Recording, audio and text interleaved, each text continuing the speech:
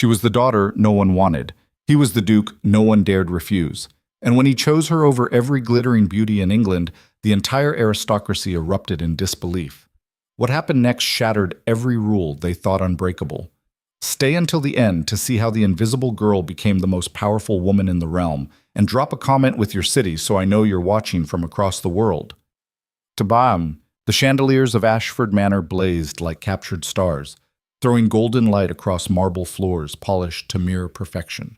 Music swirled through the grand ballroom, violins and cellos weaving melodies that floated above the rustling silk and murmured gossip of 200 guests. It was the height of the London season, 1809, and Lady Catherine Ashcroft had spared no expense. Her daughters must shine tonight, and shine they did. 17-year-old Amelia Ashcroft glided across the dance floor in a gown of pale rose silk that complemented her porcelain skin and golden curls. Her laugh, light, musical, practiced, drew clusters of young lords like moths to flame. Every turn of her graceful neck, every flutter of her fan, had been rehearsed until perfection became effortless. Beside the refreshment table, 19-year-old Georgiana held court among a circle of admirers, her emerald gown shimmering as she gestured animatedly. Her wit was sharp, her smile dazzling, her confidence unshakable. 3 men had already sought her father's permission to call upon her this season. And then there was Lydia, 23 years old and fading into the wallpaper. She stood near the towering windows overlooking the garden, partially concealed behind a marble column. Her gown was respectable, a soft dove gray that her mother had deemed appropriate for her complexion, but it did nothing to draw the eye. Her dark hair was simply arranged, her jewelry minimal. She had learned years ago that attempting to compete with her sisters was futile. Lydia wasn't ugly, she knew that much. But in a world where beauty was currency and charm was power, being merely fine-featured meant being invisible. "There she is again," a voice murmured nearby. Poor Lydia. Another season, still standing alone. Lydia didn't turn. She'd grown accustomed to such comments, sometimes whispered behind fans, sometimes spoken just loud enough for her to hear. The tone was not kind to women who failed to secure proposals. 4 seasons now, isn't it?" another woman replied. "Lady Catherine must be beside herself." "Well, what can be done? The girl has no sparkle. And with those 2 younger sisters outshining her at every turn..." The voices drifted away, but the words lingered like smoke. Lydia's fingers tightened around her glass of lemonade. She took a slow sip, her expression carefully neutral. This was survival. Endure. Observe. Do not react. Across the room, her mother caught her eye and frowned, a silent rebuke. "You're standing alone again. Circulate. Smile. Try." But Lydia had tried.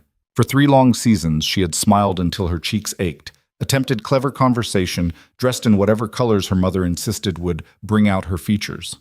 Nothing worked. Men looked past her, through her, as though she were made of glass. Eventually, she'd stopped trying. "Miss Ashcroft, you look positively pensive this evening." Lydia turned to find Mr. Benedict Hartley approaching with a polite smile. He was a pleasant enough man, 32, balding slightly, with kind eyes and a modest estate in Kent. He had danced with her twice over the past 2 seasons, always courteous, never pursuing. "Mr. Hartley," she said warmly. At least someone acknowledged her existence. "I was merely admiring the gardens. Mother has outdone herself with the roses this year." "Indeed she has." He glanced toward the dance floor where Amelia was currently waltzing with Viscount Pembroke. "Your sister is quite the sensation tonight." "She always is," Lydia replied without bitterness. It was simply fact. "And you? Have you had many partners this evening?" "2, Lydia said. Both had been older gentlemen obligated by courtesy to dance with the eldest daughter. Neither had conversed beyond polite pleasantries. Mr. Hartley shifted his weight. "Well, the night is still young." "Indeed." An awkward pause settled between them. Lydia could see him searching for something to say, and she took pity on him. "Have you read the latest discourse on agricultural reform published in the Quarterly Review?" she asked. "I found the arguments regarding crop rotation quite compelling." His face brightened with genuine interest. "I have. The section on nitrogen restoration in soil was particularly fascinating. My steward and I have been implementing some of those principles this season." Finally, actual conversation. For the next 15 minutes, they discussed farming techniques, estate management, and the economic implications of the ongoing war with France. Lydia's mind engaged fully, her thoughts sharp and focused. This was where she excelled, not in flirtation or performance, but in thinking. "You have a remarkable grasp of these matters, Miss Ashcroft," Mr. Hartley said, genuine admiration in his voice.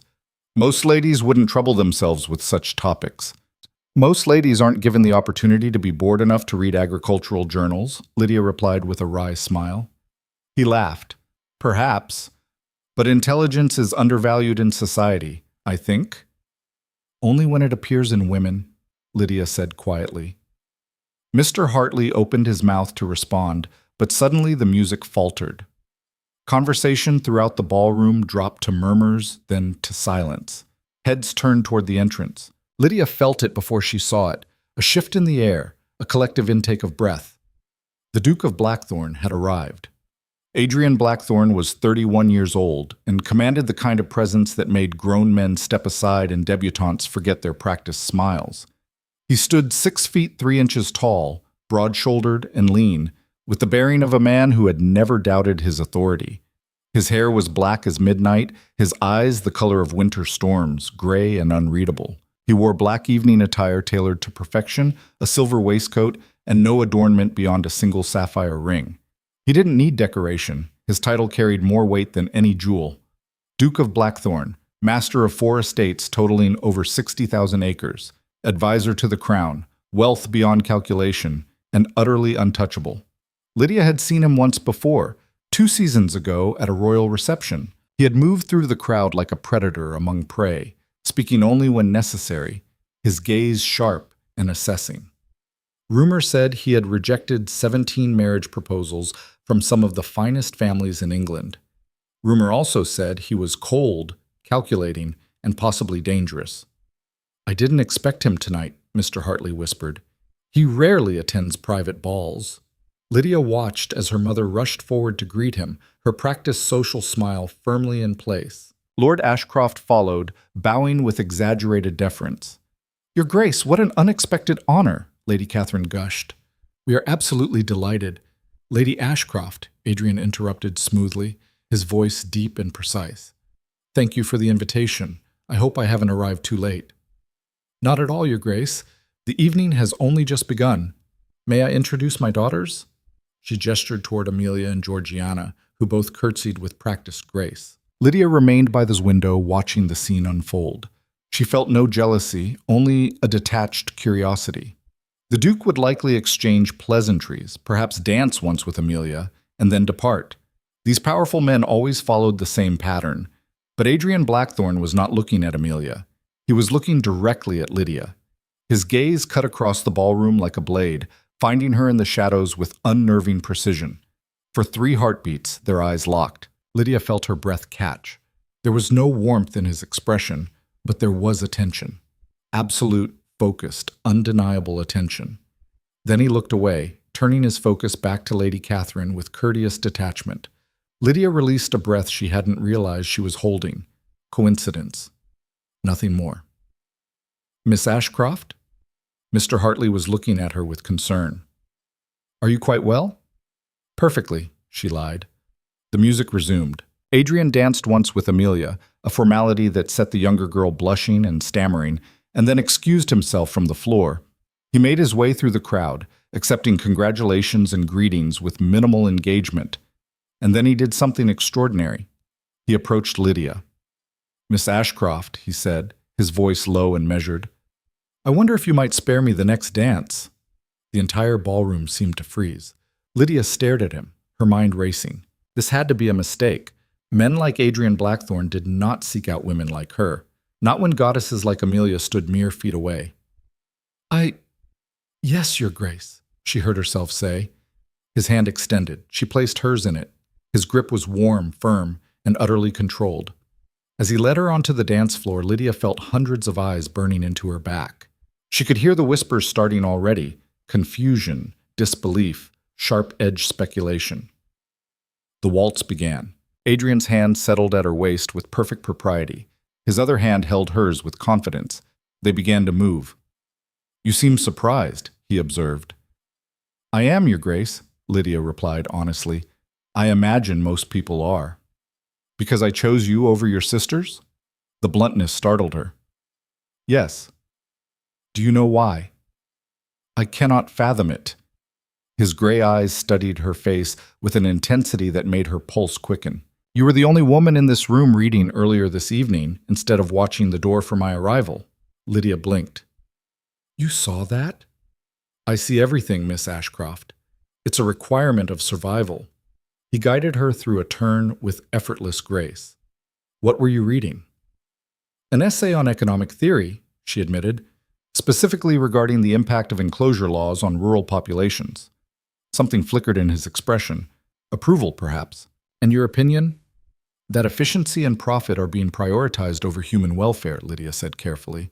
"The consolidation of land benefits the wealthy while displacing families who have worked those fields for generations. A dangerous opinion for the daughter of a landed lord." "Perhaps, but truth doesn't become less true simply because it's inconvenient." The corner of his mouth lifted, barely, but unmistakably. "No, it does not."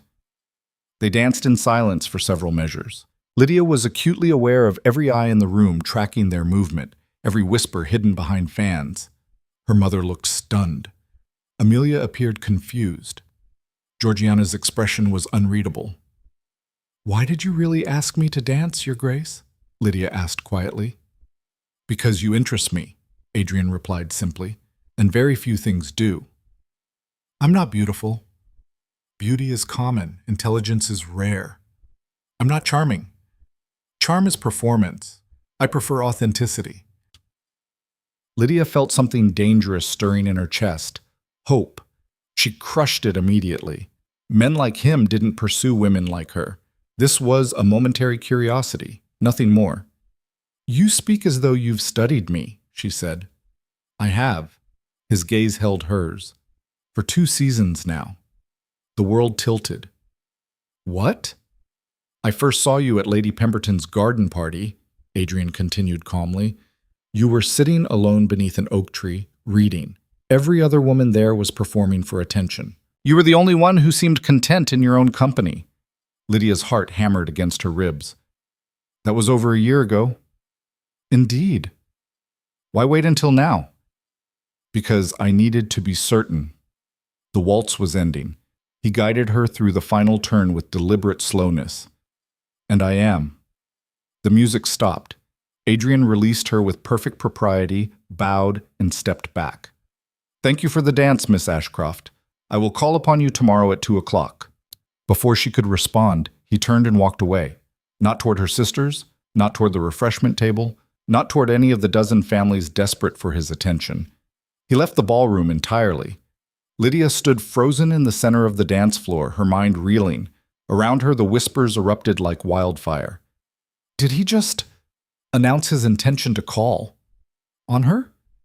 This makes no sense. Perhaps he's gone mad. Lydia's mother rushed over, her face a mask of shock and calculation. "Lydia, what did he say to you?" "He asked me to dance, Mother." "Yes, I saw that. But what did he say?" "He said he would call tomorrow." Lady Catherine's eyes went wide. For a moment, she simply stared at her eldest daughter as though seeing her for the first time. Then her expression hardened into determination. "We must prepare immediately. Your wardrobe needs assessment. Your deportment requires refinement. This is—" She pressed a hand to her chest. "This is extraordinary." Amelia approached, her perfect face marred by confusion. "Lydia, did the Duke truly say he'd call on you?" "Apparently so," Lydia replied, still dazed. "But why?" It was an innocent question, but it cut nevertheless. Georgiana joined them, her sharp mind already working. "This will cause talk, significant talk." "Let them talk," Lady Catherine declared, suddenly animated. "If the Duke of Blackthorn wishes to call upon my daughter, society will simply have to adjust their expectations." But Lydia barely heard her. She was replaying the conversation in her mind, searching for hidden meaning, for the trap she must have missed. "Because you interest me. Intelligence is rare. I needed to be certain." No man spoke like that.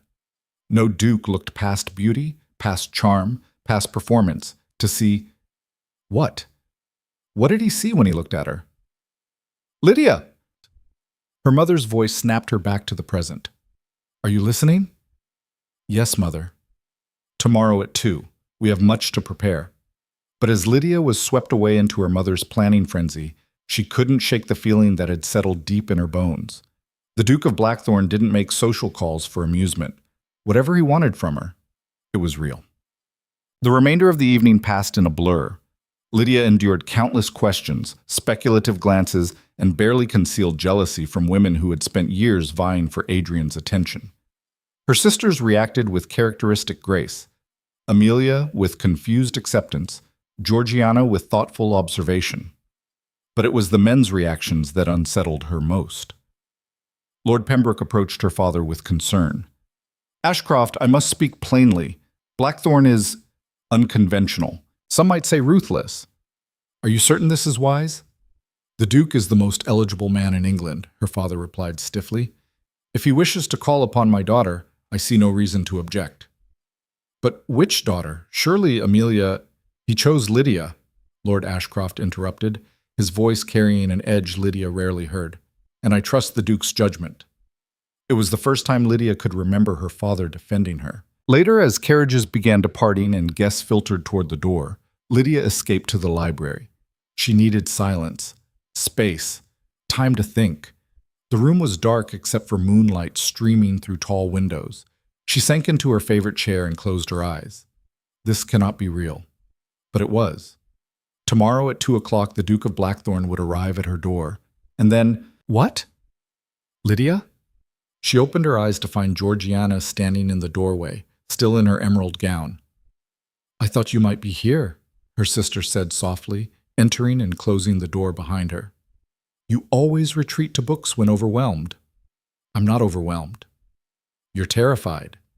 Georgiana sat in the opposite chair, her expression serious. And I don't blame you. Lydia met her sister's gaze. Of all her family, Georgiana understood her best. They were only 4 years apart, and while Georgiana possessed the charm Lydia lacked, she also had their mother's sharp intelligence. What do you know of the Duke? Lydia asked. Less than I'd like, Georgiana admitted. He's wealthy beyond measure, powerful, connected to the crown. His estates are vast and reportedly well managed. He's been pursued by every eligible woman in England for a decade. And he's rejected them all, some quite publicly. Georgiana leaned forward. There are rumors, Lydia. What kind of rumors? That he's cold, calculating, that he destroyed a business rival so thoroughly the man fled to the continent, that he once refused the Prince Regent's request and faced no consequences because he's too valuable to punish. She paused. That he never does anything without a strategic purpose. Lydia's stomach tightened. So you think he has an ulterior motive? I think powerful men don't choose overlooked women unless there's a reason. Georgiana's voice was gentle but firm. I'm not saying he's malicious, but I am saying, be careful. Don't let hope blind you to reality. I have no hope, Lydia said quietly. I stopped hoping 3 years ago. Then why did you accept his invitation to call? Because refusing a duke would be social suicide, and because... She trailed off. Because for 3 minutes tonight, someone saw me, Lydia whispered. Not as the overlooked sister, not as the spinster daughter, just me. And I want to know if that was real or if I imagined it. Georgiana's expression softened. Then go into tomorrow with your eyes open, sister. Let him prove himself, but don't give your heart until you know what he truly wants. After Georgiana left, Lydia remained in the library until dawn, watching the sky shift from black to gray to pale gold. Tomorrow would either change everything or confirm what she'd always suspected, that women like her were not meant for fairy tales. Either way, she would face it with the same quiet strength that had carried her through 4 seasons of invisibility. She was Lydia Ashcroft, and she had survived worse than the attention of a powerful man. At precisely 2 o'clock the following afternoon, the Duke of Blackthorn's carriage arrived at Ashford Manor. Lydia watched from her bedroom window as footmen rushed to attend him. The carriage was black lacquer with silver fittings, pulled by 4 matched grays that probably cost more than her entire wardrobe. "Lydia!" Her mother burst into the room, breathless. "He's here. Come downstairs immediately, and for heaven's sake, smile!" Lydia descended the grand staircase with measured steps, her pale blue day dress carefully chosen to appear elegant without trying too hard. Her hair was simply arranged. Her only jewelry was her grandmother's pearl earrings. In the drawing room, her parents stood with Adrian Blackthorne, who looked no less imposing in daylight than he had in candlelight. He turned as she entered, and his gray eyes found hers with that same unnerving focus. "Miss Ashcroft," he said, bowing, "thank you for receiving me." "Your Grace," Lydia curtsied, "the honor is ours." "I wonder if you might join me for a walk in the gardens," Adrian said. "With your parents' permission, of course." Lady Catherine opened her mouth to insist on a chaperone, but Lord Ashcroft placed a hand on her arm. "The gardens are visible from the house," he said. "I see no impropriety." Lydia's mother looked torn between propriety and opportunity. Opportunity won. "Of course, Your Grace. Lydia, do enjoy the fresh air." Adrian offered his arm. Lydia took it. They walked in silence through the French doors and into the formal gardens. Spring had brought the roses into early bloom, and the air was sweet with their perfume. "Your father trusts me," Adrian observed. "That's wise of him." "Should he?" Lydia asked. "Yes." He guided her toward a secluded path lined with hedges. "I have no intention of compromising you, Miss Ashcroft. I have a different purpose entirely." "Which is?" He stopped walking and turned to face her fully. "I intend to court you, publicly, deliberately, and with the goal of marriage." The world tilted again. Lydia stared at him, searching for the joke, the trap, the hidden agenda. "Why?" she breathed. "Because you possess 3 qualities I require in a wife," Adrian said calmly. "Intelligence, authenticity, and the ability to endure scrutiny without breaking." "That's remarkably unromantic." I'm not a romantic man, Miss Ashcroft. I'm a practical one." His gaze held hers. "But I am an honest one. I will not lie to you, manipulate you, or pretend emotions I do not feel. In return, I expect the same honesty." Lydia's mind raced. This was madness. This was impossible. This was— "You're serious," she said slowly. "Entirely. You barely know me. I know enough. You're educated beyond what society permits women. You read philosophy, economics, and political theory. You think rather than perform. You've endured years of being overlooked without becoming bitter or cruel." He paused. "You're exactly what I need." "And what do you need, Your Grace?" "A partner," Adrian said simply. "Not an ornament, not a decoration to hang on my arm. A woman who can think, strategize, and hold her own in a world that will try to destroy her simply for being associated with me." Lydia felt her heartbeat slow, her thoughts crystallizing. "You're warning me. I'm preparing you." His expression remained neutral, but something flickered in his eyes. "If you accept my courtship, society will tear you apart. They'll say I've gone mad. They'll call you a schemer, a manipulator, unworthy. Your sisters will face questions. Your family will endure speculation. And you will be scrutinized, judged, and condemned by people who have never spoken a word to you." "Why tell me this?" "Because I want you to choose with full knowledge of the cost." Adrian's voice softened almost imperceptibly.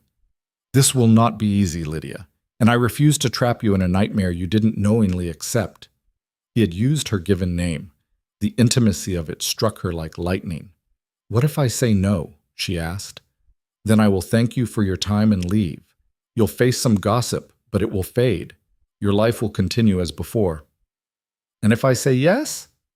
"Then we proceed together. I will court you properly. I will propose when the time is right. And if you accept that proposal, I will marry you and spend the rest of my life ensuring that the choice was worth the cost." Lydia turned away, walking a few steps down the path. Her mind warred with itself. This was everything she'd never dared dream. A powerful man choosing her, seeing her, wanting her, but at what price? "You said you need a partner," she said without turning around. "What does that mean precisely?" "It means I will consult you on decisions affecting our household. It means your opinions will carry weight in my choices. It means you will stand beside me, not behind me, when facing challenges." He paused. "It means I will respect your mind as much as I respect your person." And love? Lydia asked quietly. What of that? I don't believe in romantic love, Adrian said. I believe in respect, partnership, and shared purpose. Those are foundations that last. Passion fades. Compatibility endures. Lydia turned to face him. You're asking me to marry you without love. I'm asking you to build something stronger than love, he corrected. Something based on choice, not chance. On reason, not emotion. It should have disappointed her. Instead, it felt honest. I need time to consider, Lydia said. Take what you need, but understand. The moment I walked into that ballroom last night, I made my intentions known. Society is already forming opinions. The clock has started. How long do I have? 3 days, Adrian said. After that, continued silence will be interpreted as rejection, and the gossip will turn vicious. Lydia nodded slowly. 3 days, then, Adrian bowed. I'll await your answer, Miss Ashcroft. He left without another word, his carriage disappearing down the drive with the same precision that seemed to govern everything he did. Lydia remained in the garden long after he'd gone, her mind churning. 3 days to decide the rest of her life. 3 days to choose between safe invisibility and dangerous visibility. 3 days to determine if she was brave enough to step into the fire. And as the sun set over Ashford Manor, painting the sky in shades of gold and crimson, Lydia Ashcroft realized something fundamental had shifted inside her. For the first time in years, she felt alive. The question was whether she had the courage to stay that way. The news spread through London like plague through crowded streets. By the morning after Adrian's visit, every drawing room in Mayfair buzzed with speculation. The Duke of Blackthorn, the untouchable, the unconquerable, was courting Lydia Ashcroft. Not the beautiful Amelia. Not the charming Georgiana. The plain, quiet, unremarkable eldest daughter who had languished on the marriage market for 4 seasons. It made no sense. And what made no sense in society became dangerous. Lydia stood in her bedroom on the second morning after Adrian's proposal, staring at the stack of calling cards that had arrived since dawn. 17 visitors before noon. Women who had never acknowledged her existence now clamored for her attention, their motives transparent as glass. Miss Lydia, her maid Margaret said nervously, your mother insists you come downstairs. Lady Winters is in the drawing room and refuses to leave until she speaks with you. Lady Winters, the Queen of London gossip, a woman whose words could elevate or destroy a reputation within hours.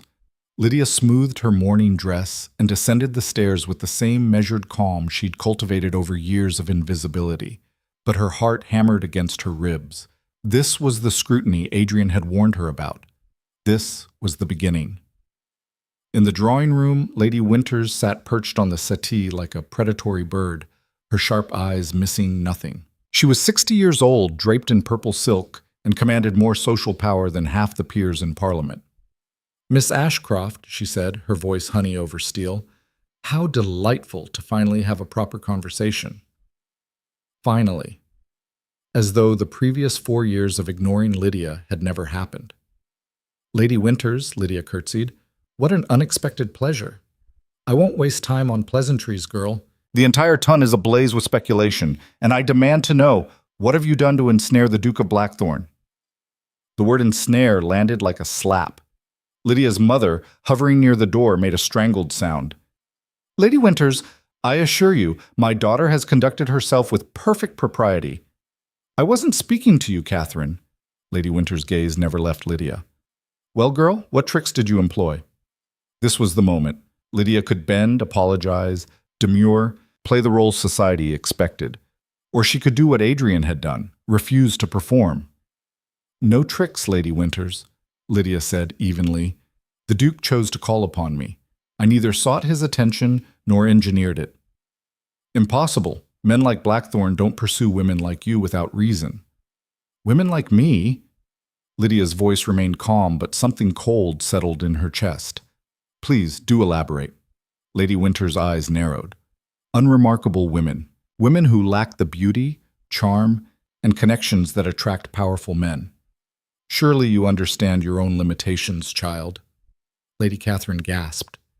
How dare you? Mother, Lydia interrupted softly. She kept her gaze locked on Lady Winters. I understand them perfectly, my lady. I've spent 4 seasons having them pointed out by people exactly like you. But perhaps the Duke values qualities that you cannot recognize." The room went silent. Lady Winters's face flushed. "You forget yourself, girl." "No," Lydia said quietly. "I'm finally remembering myself. And if you came here seeking gossip to spread through drawing rooms, I'm afraid you'll leave disappointed. The Duke's reasons are his own, as are mine." "Your reasons?" Lady Winters stood, her voice rising. "You have no choice in this matter. Blackthorn has made his interest public. If he withdraws it, you'll be ruined, pitied, forever marked as the woman even the desperate Duke rejected." There it was, the threat beneath the silk gloves. "Then I suppose I'd better give him a reason to stay interested," Lydia replied. Lady Winters stared at her for a long moment, then swept toward the door. "You're making a grave mistake, child. Pride before a fall, as they say. We'll see how long your confidence lasts when the entire aristocracy turns against you." The door slammed behind her. Lady Catherine sank into a chair, her face pale. "Lydia, what have you done? Lady Winters will destroy us." "She was going to destroy us regardless, Mother. At least this way I kept my dignity." "Dignity won't matter when no one will receive us." But before Lydia could respond, Margaret appeared in the doorway again, this time holding a sealed letter. "Miss Lydia, this just arrived. From the Duke." Lydia broke the seal with trembling fingers. The handwriting was bold, precise, utterly controlled. "Miss Ashcroft, I'm told Lady Winters called upon you this morning. I trust you survived the encounter with your usual fortitude. However, I feel compelled to accelerate our timeline. The speculation is intensifying faster than anticipated, and silence will only feed the flames. I will call upon you tomorrow at 11 o'clock to hear your answer. Whatever you decide, I will respect it. But know this, if you choose to proceed, the opposition will be immediate and fierce. You must be certain. Yours in honesty, Blackthorn." Lydia read it twice. The formality couldn't quite mask the underlying concern. He was warning her again, giving her one last chance to retreat. "What does he say?" her mother demanded. "He's coming tomorrow. For my answer." "Then you'll accept, of course." "Lydia, this is the Duke of Blackthorn, our family's fortune." "I haven't decided yet," Lydia interrupted. "Haven't decided?" Lady Catherine's voice cracked. "After what just happened? After Lady Winters threatened us? You must accept. It's our only protection." "Protection?" Lydia turned to her mother, seeing clearly for the first time how fear governed this woman's entire existence. Fear of scandal, of poverty, of social death. "Mother, if I accept, the attacks will get worse, not better. He told me so himself." "Then he's a fool. A man of his position could silence any criticism." "No," Lydia said firmly. "He couldn't, and he won't lie to me about that." She left her mother sputtering in the drawing room and retreated to the library. But even there, she found no peace.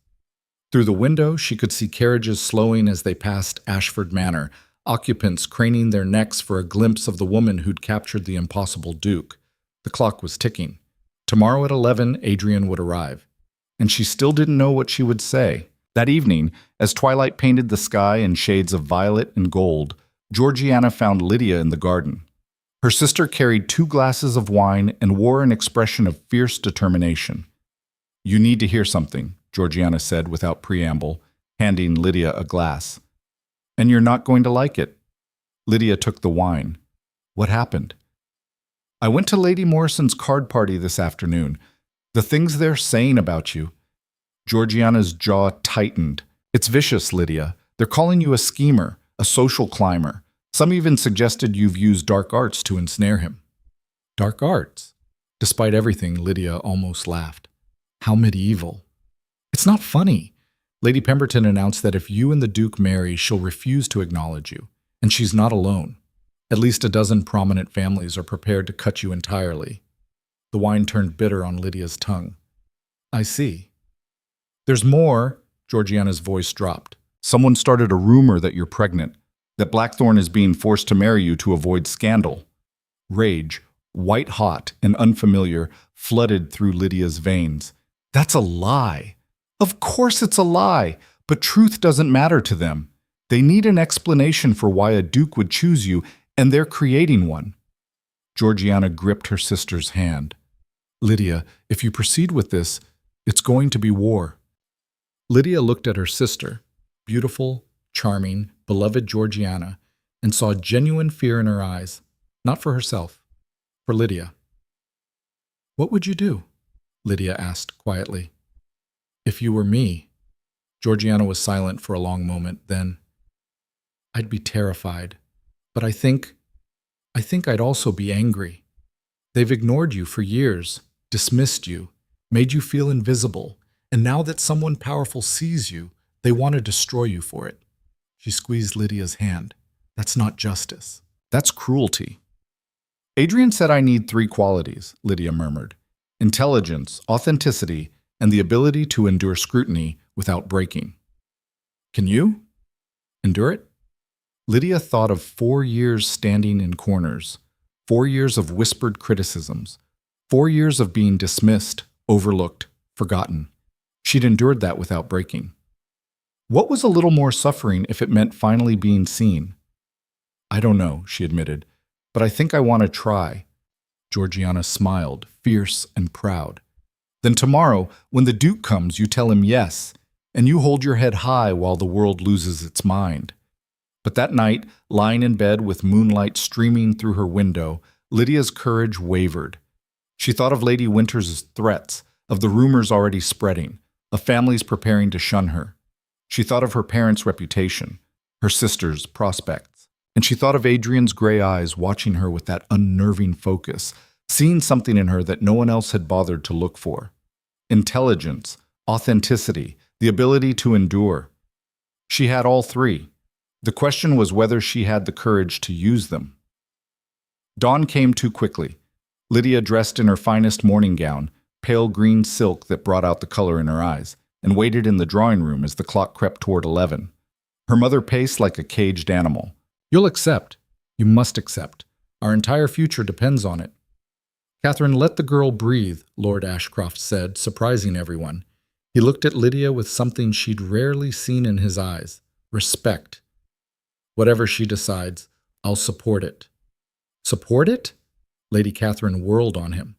If she refuses the Duke of Blackthorn, we'll be laughingstocks. Then we'll laugh together, her father said firmly. The clock struck 11. 3 minutes later, the Duke's carriage appeared. Lydia stood, smoothing her skirts with trembling hands. This was it, the moment that would define everything. Adrian entered the drawing room with his characteristic controlled grace. He wore dark blue today, his cravat precisely tied, his expression unreadable. But when his eyes met Lydia's, she saw the question there, unspoken but unmistakable. Your Grace, Lord Ashcroft said, bowing, would you like privacy for this conversation? Please, Adrian replied. Lady Catherine looked ready to protest, but her husband guided her firmly toward the door. Come, my dear, let them speak. When they were alone, Adrian didn't move closer.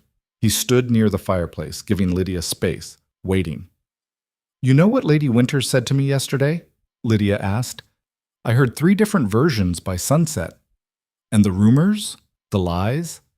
Those too. His expression remained neutral, but his voice carried an edge. It's worse than I anticipated. I underestimated their viciousness. Are you withdrawing your offer? No. The word was absolute. But I'm giving you the chance to refuse it without consequence. I'll make it clear the decision was mine. You'll face some gossip, but you'll survive it. Lydia moved closer, studying his face. Why are you so willing to protect me?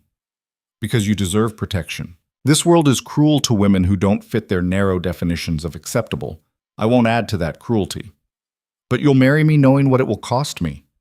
Only if you choose it with full knowledge of that cost, Adrian said. I won't trap you, Lydia. I won't manipulate you. If you say yes, it must be because you believe the partnership I'm offering is worth the price. She was 3 feet from him now, close enough to see the silver flecks in his gray eyes, the tension in his jaw, the barely controlled intensity that radiated from him like heat. What if I'm not strong enough? She whispered. You are. No hesitation, no doubt. You've survived 4 years of being invisible. You faced Lady Winters without flinching. You're stronger than you know.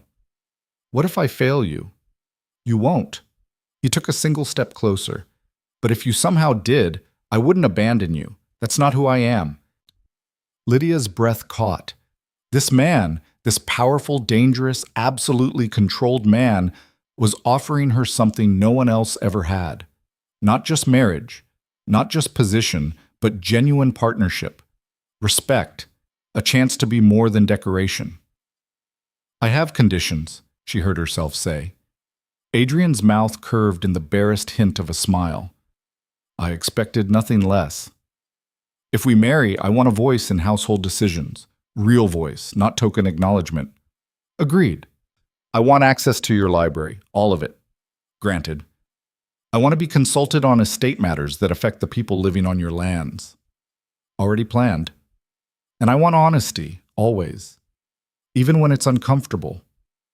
You have my word. He paused. Do I get to make demands as well? That seems fair. I want your mind, Adrian said quietly. Your thoughts, your opinions, your arguments when you disagree with me. I want the woman who confronted Lady Winters, not the ghost who stood in corners. Can you give me that? Could she? Could she step fully into visibility, knowing the cost? Lydia thought of every ball she'd attended alone, every whispered comment she'd pretended not to hear, every moment she'd made herself smaller to avoid attention. She was so tired of being small. Yes, she breathed. I can give you that. Then you'll accept my courtship? On one condition. She lifted her chin, meeting his gaze directly. You have to promise me something. What? That when they attack me, and they will, you won't try to fight my battles for me. I need to prove I can stand on my own. Otherwise, I'll always be the woman who hid behind the Duke's power. Adrian studied her for a long moment. Then he extended his hand. Agreed. Though I reserve the right to provide counsel when asked. Lydia placed her hand in his. His grip was warm, steady, unshakable. Then yes, Your Grace, I accept. Something flickered in his eyes. Relief, perhaps, or satisfaction. Adrian. I beg your pardon? When we're alone, call me Adrian.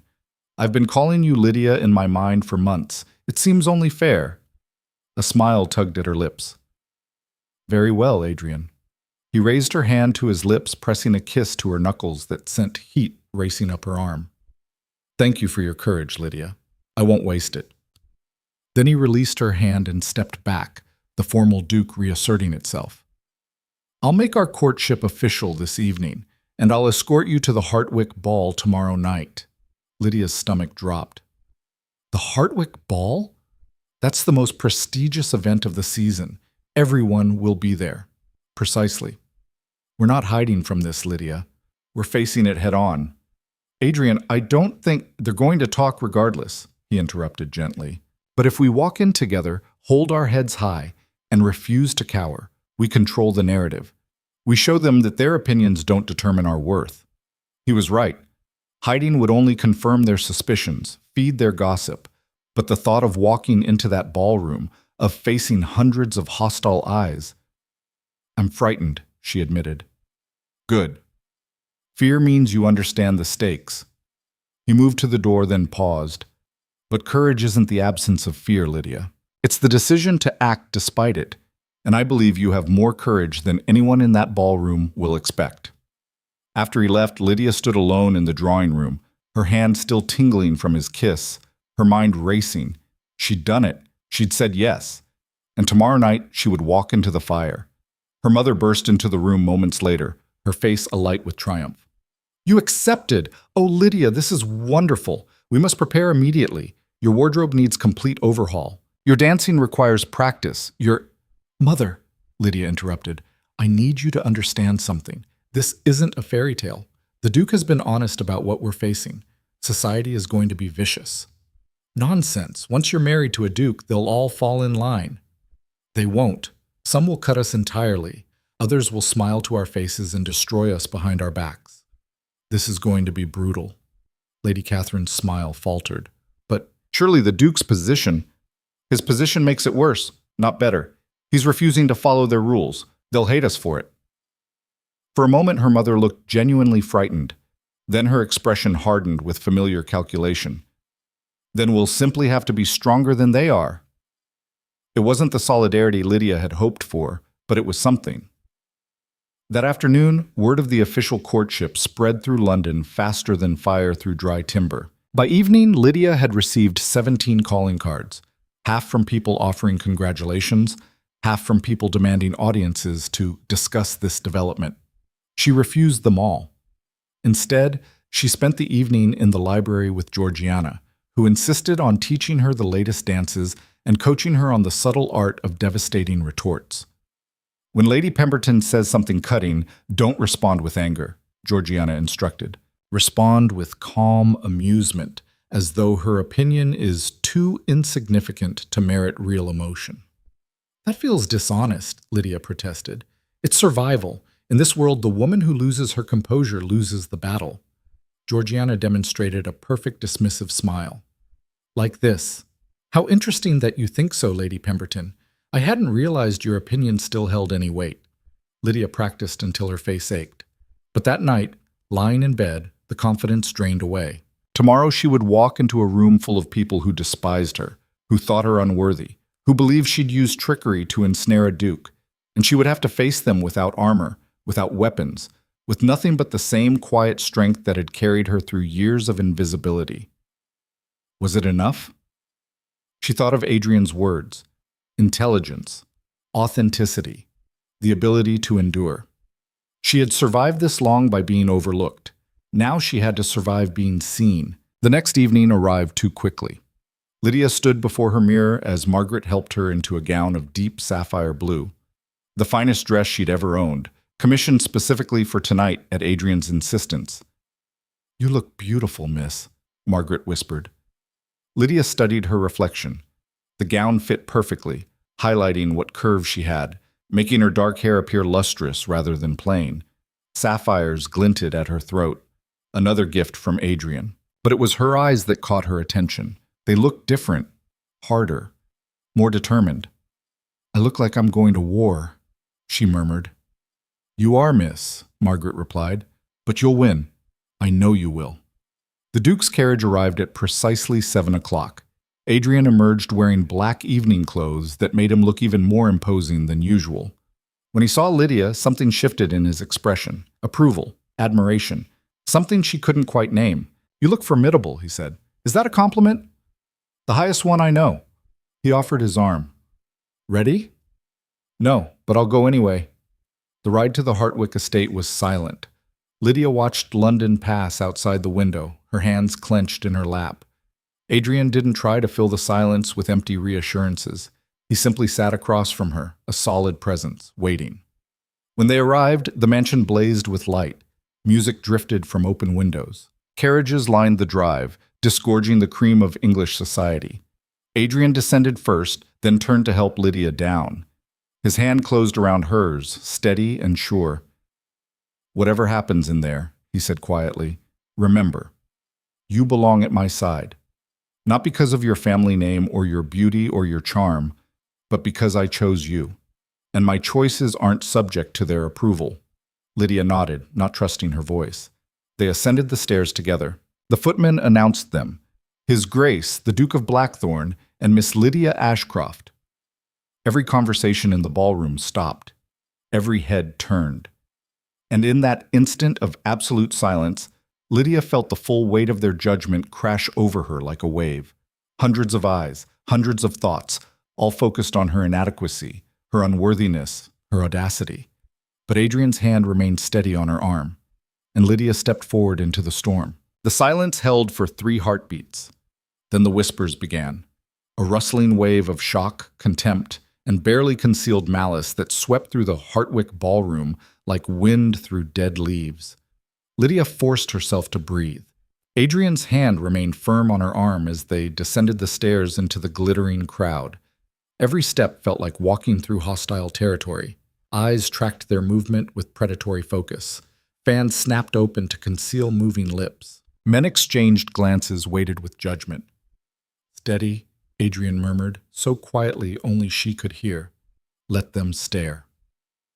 Lady Hartwick approached first, her smile brittle as glass.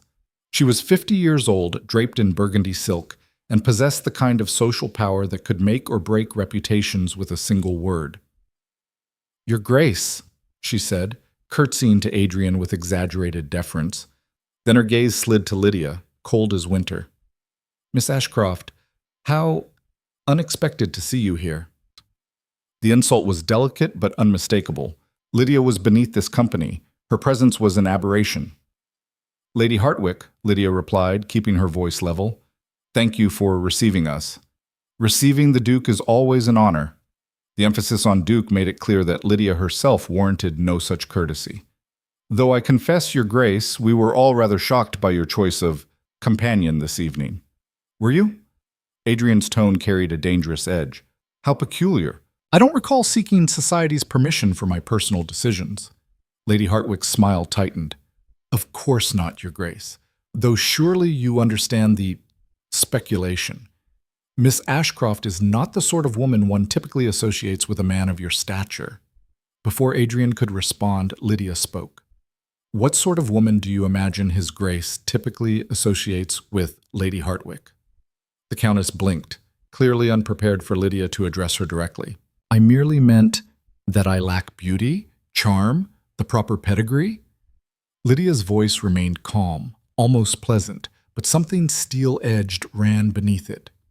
"Please do be specific. I find vague insults so unsatisfying." Georgiana's coaching echoed in her mind. "Don't lose composure. Make them work for every cut." Lady Hartwick's face flushed. "You presume too much, girl." "I presume nothing," Lydia replied. "I simply ask for clarity. You clearly have opinions about my worthiness. I thought you might appreciate the opportunity to voice them openly rather than behind fans." The nearby conversations had gone silent. People were listening now, watching this exchange with fascination. Adrian's hand tightened slightly on Lydia's arm, not restraint, but support. Lady Hartwick drew herself up, her eyes glittering with rage. "Very well. Since you demand honesty, you are unremarkable, Miss Ashcroft. Plain in appearance, lacking in social grace, and entirely unsuited to stand beside a man of the Duke's importance. Whatever leverage you've employed to capture his attention cannot possibly last, and when he comes to his senses, you will be left with nothing but the humiliation of having reached too far above your station." The words landed like physical blows. Around them, the crowd seemed to lean in, hungry for Lydia's reaction. Would she cry? Flee? Crumble under the assault? Lydia felt her heart hammering, but she kept her expression serene. "I see. And tell me, Lady Hartwick, in your estimation, what qualities should a woman possess to be worthy of the Duke's attention?" "Beauty, charm, impeccable breeding, the ability to enhance his reputation rather than tarnish it." Fascinating. Lydia tilted her head slightly as though genuinely considering this. "So you believe the Duke's judgment is so poor that he cannot recognize value beyond superficial attributes? That seems rather insulting to His Grace, doesn't it?" Adrian's mouth curved in the barest hint of a smile. Lady Hartwick sputtered. I didn't mean—" "Because if the Duke is as intelligent and discerning as everyone claims," Lydia continued, her voice carrying across the now silent ballroom, "then perhaps he sees qualities in me that you lack the perception to recognize. Or perhaps your definition of worth is simply limited." The silence that followed was absolute. Then, from across the room, someone laughed. A genuine, delighted sound that shattered the tension like breaking glass. Lydia turned to see an elderly woman in lavender silk approaching. The Dowager Duchess of Somerset, 70 years old, sharp as a blade, and feared by everyone except the king himself. "Well said, child," the Dowager declared, her voice carrying authority that made Lady Hartwick pale. "It's about time someone reminded this room that intelligence is worth more than a pretty face. Hartwick, you've been put in your place quite neatly. I suggest you accept it with grace." Lady Hartwick fled. The Dowager turned to Lydia, her shrewd eyes assessing. "You're the girl who's caused such a delightful uproar. I like you already. Blackthorn, you've chosen well." "I'm aware, Your Grace," Adrian replied. "Good. Now, Miss Ashcroft, you'll sit with me during supper. I want to hear more of your thoughts on society's limited definitions." She glanced around the ballroom with open disdain. Perhaps you can help me determine which of these peacocks possess actual substance. It was a public endorsement from one of the most powerful women in England. The crowd's energy shifted, not to acceptance, but to confusion. The dowager's approval complicated their narrative. If she saw value in Lydia, perhaps. But the reprieve was temporary. As the dowager swept away, a new figure approached.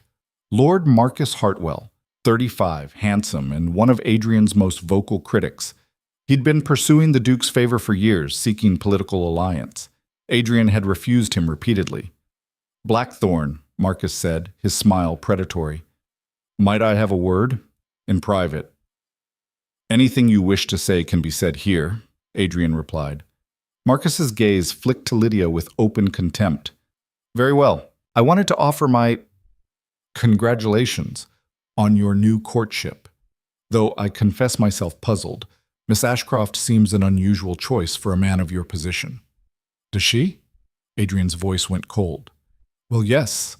No connections worth mentioning, no particular beauty or accomplishment, and given the rather desperate situation of the Ashcroft finances, one can't help but wonder if perhaps Miss Ashcroft's family encouraged her to pursue you with some vigor." The accusation was clear. Gold digger, social climber, fortune hunter. Lydia felt ice spreading through her veins. She'd known these accusations would come, but hearing them spoken aloud in front of hundreds of witnesses— "Lord Hartwell," Adrian said, his voice dropping to a dangerous register, "you will retract that statement immediately." "I'm simply voicing what everyone is thinking. You're slandering a woman under my protection. That is not the same thing." The tension in the air went taut as a bowstring. Men didn't challenge each other openly like this. Not in ballrooms, not in civilized company. Marcus seemed to realize he'd overstepped, but pride wouldn't let him retreat. "I meant no offense, Your Grace, but surely you can see how it appears. A woman with no prospects, 4 failed seasons, suddenly captures the attention of England's most eligible duke? It strains credibility." "What strains credibility?" Lydia said quietly, stepping forward before Adrian could respond. "Is your assumption that a woman's worth is determined solely by her marriage prospects. But then, you've never been known for your intellectual depth, have you, Lord Hartwell?" Marcus's face reddened. "How dare you?" "No, how dare you?" Lydia interrupted, her voice rising with controlled fury. "You know nothing about me, nothing about my education, my capabilities, my character. You've decided I'm worthless based on superficial criteria because you lack the imagination to value anything else. That's not my failure, Lord Hartwell. It's yours." The ballroom had gone silent again. Every eye was fixed on this confrontation. Marcus took a step toward her, his expression ugly. "You forget yourself, girl. You're nothing, a nobody trying to claw her way into a world that doesn't want you. And when Blackthorn tires of this novelty, you'll be cast aside like the garbage you are." Adrian moved so fast that Lydia barely saw it. One moment he was beside her. The next, he had Marcus by the collar, pulling him close with terrifying control. "You will apologize," Adrian said, his voice deadly quiet. "Now." Marcus struggled, but Adrian's grip was iron.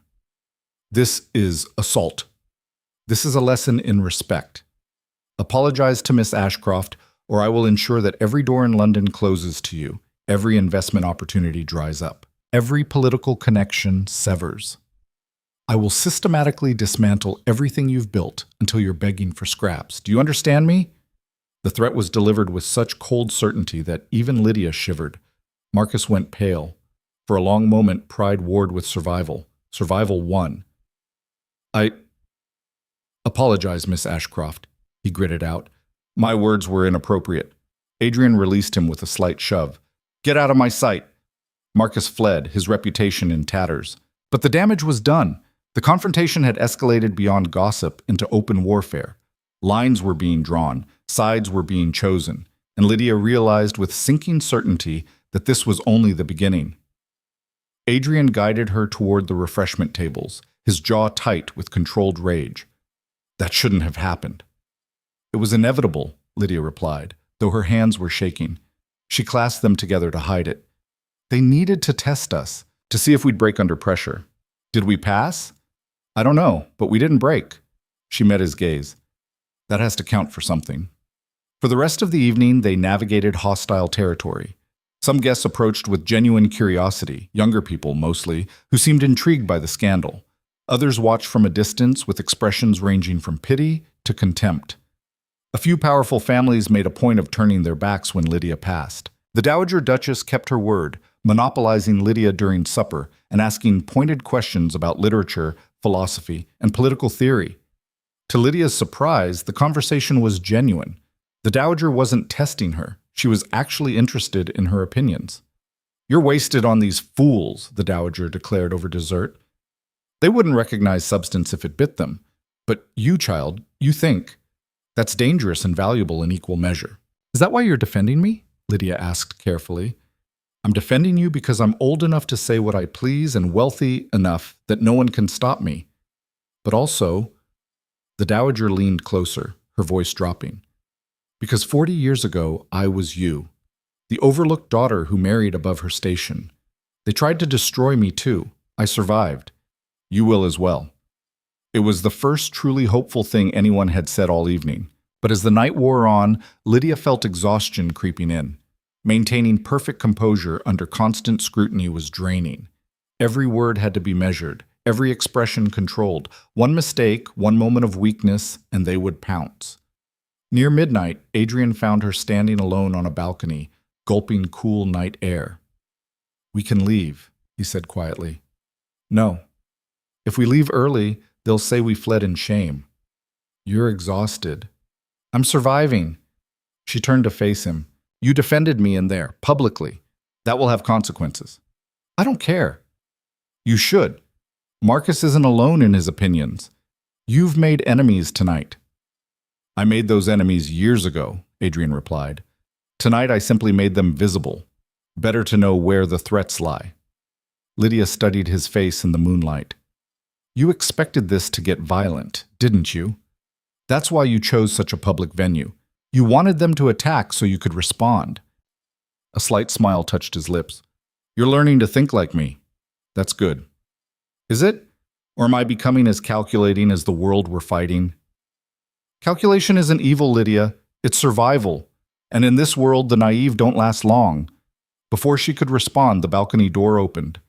A young woman stepped out, 20 years old, breathtakingly beautiful, with golden hair and eyes like emeralds. Lady Helena Winters, daughter of the woman who'd threatened Lydia days ago. But there was something different in Helena's expression. No contempt, no malice, just uncertainty. "Your Grace," she said, curtsying to Adrian. Then to Lydia. "Miss Ashcroft, might I speak with you? Alone?" Adrian looked at Lydia. She nodded slightly. He withdrew, though he didn't go far. Helena approached the balcony railing, her hands gripping it tightly. "I owe you an apology." Lydia blinked. "I beg your pardon?" "My mother, what she said to you. It was cruel, and I stood by and said nothing because I was afraid to contradict her." Helena turned, her eyes bright with unshed tears. "But tonight, watching you face down Marcus Hartwell, watching you refuse to be diminished, I realized I've been a coward." "Lady Helena." "No, please. Let me finish." Helena took a shaky breath. "I've spent my entire life performing. Being the perfect daughter, the perfect debutante. Saying what I'm supposed to say, thinking what I'm supposed to think. And I'm miserable. But you're actually living, actually thinking, actually real. And they hate you for it because it reminds them how hollow they all are." Lydia felt something shift in her chest. "You don't have to apologize for your mother's actions." "I do, though, because silence is complicity." Helena's voice strengthened. "I won't be silent anymore. Not about this. You deserve better than this world is giving you." "Thank you," Lydia said quietly. "That means more than you know." Helena smiled, genuine and sad. "For what it's worth, I think the Duke chose brilliantly. You're exactly the kind of woman England needs. Someone who refuses to play the game." She left before Lydia could respond. Adrian returned, his expression thoughtful. That was unexpected. "Yes," Lydia agreed, "but perhaps not everyone is against us." "Don't be naive. One ally doesn't change the battlefield. And Helena Winters is young. Her support won't withstand her mother's pressure. He was probably right. But for a moment, Lydia let herself feel hope. They returned to the ballroom for the final hour. The music played. Couples danced. On the surface, nothing had changed. But beneath the polite veneer, Lydia could feel the hostility like a living thing, coiled and waiting. At 1 o'clock, they finally took their leave. Lady Hartwick's farewell was ice cold. Others didn't bother acknowledging them at all. In the carriage, Lydia finally let herself collapse against the seat. Every muscle ached. Her face hurt from maintaining that pleasant mask for 6 hours. "You did well," Adrian said. "I made enemies." "You made an impression. That's more important." "Adrian," Lydia turned to look at him. "What happens now? After tonight, they'll be organizing, planning. They won't just whisper anymore. They'll actively work to destroy us."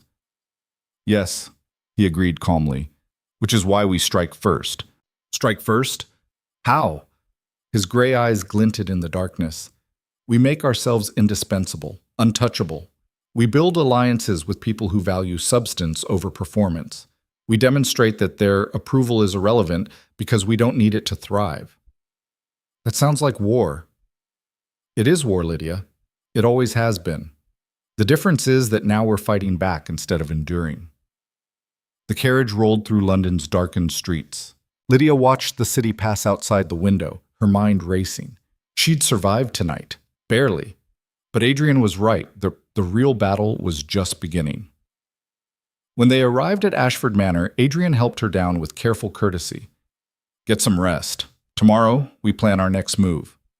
"Which is?" "A garden party at my estate. Invitations sent to every family in London."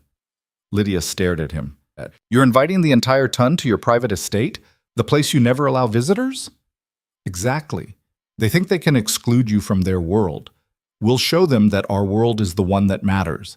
And they'll either accept the invitation and acknowledge you, or they'll refuse and reveal themselves as petty fools." It was brilliant and terrifying in equal measure. "Adrian, if they refuse, some will. But others won't be able to resist the opportunity to see inside Blackthorn Manor. Curiosity will outweigh contempt for many of them." He lifted her hand to his lips, pressing another kiss to her knuckles. "Trust me, Lydia. We're going to win this." She wanted to believe him, but as she climbed the stairs to her bedroom, exhaustion finally overwhelming her, she couldn't shake the feeling that they were standing on the edge of a precipice, and one wrong step would send them both plummeting. The next week passed in a blur of activity. Adrian's invitations arrived at every major household in London, heavy cream paper, embossed with his ducal seal, requesting the honor of their presence at a garden party at Blackthorn Manor. The responses came swiftly, some acceptances, many refusals, but enough acceptances to make the event viable.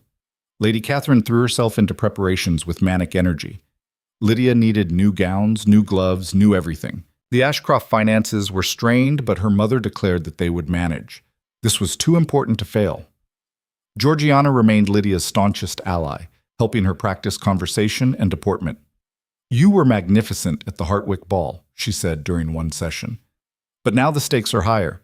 This is Adrian's private domain. You'll be hostessing alongside him. That means you're not just his choice, you're his partner. They'll scrutinize every detail." "Oh, wonderful," Lydia muttered. More pressure. "You can handle it." Georgiana squeezed her hand. "You've already proven you're stronger than any of them expected." But the night before the garden party, something happened that changed everything.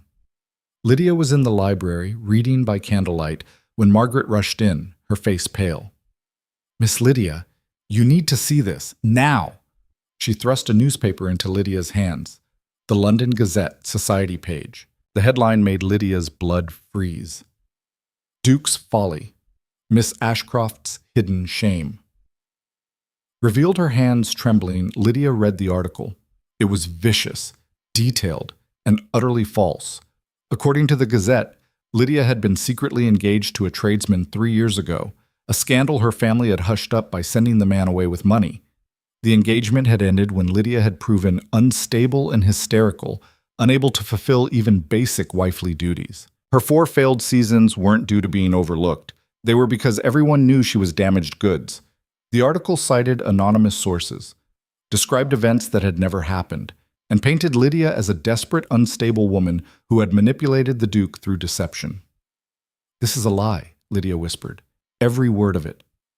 "I know, miss, but half of London will have read it by morning." Lydia's mind raced. Someone had planted this story. Someone with resources and motivation to destroy her completely. This wasn't gossip. This was assassination. She had to warn Adrian. Grabbing her cloak, she ordered the carriage prepared. It was past midnight, utterly inappropriate for an unmarried woman to visit a gentleman's residence, but she didn't care. This couldn't wait. Blackthorn Manor loomed against the night sky, massive, imposing, surrounded by acres of manicured grounds. Lydia had never been here before. The gate guards looked shocked when she announced herself, but they admitted her when she mentioned the Duke's name. A butler led her to Adrian's study. He was still awake, working by lamplight, surrounded by papers. When he saw her, he stood immediately, concern flashing across his face. "Lydia? What's wrong?" She thrust the newspaper at him without speaking. He read in silence. His expression didn't change, but something dangerous kindled in his eyes. "Who did this?" she asked, her voice shaking. "Who would fabricate something so detailed, so vicious?"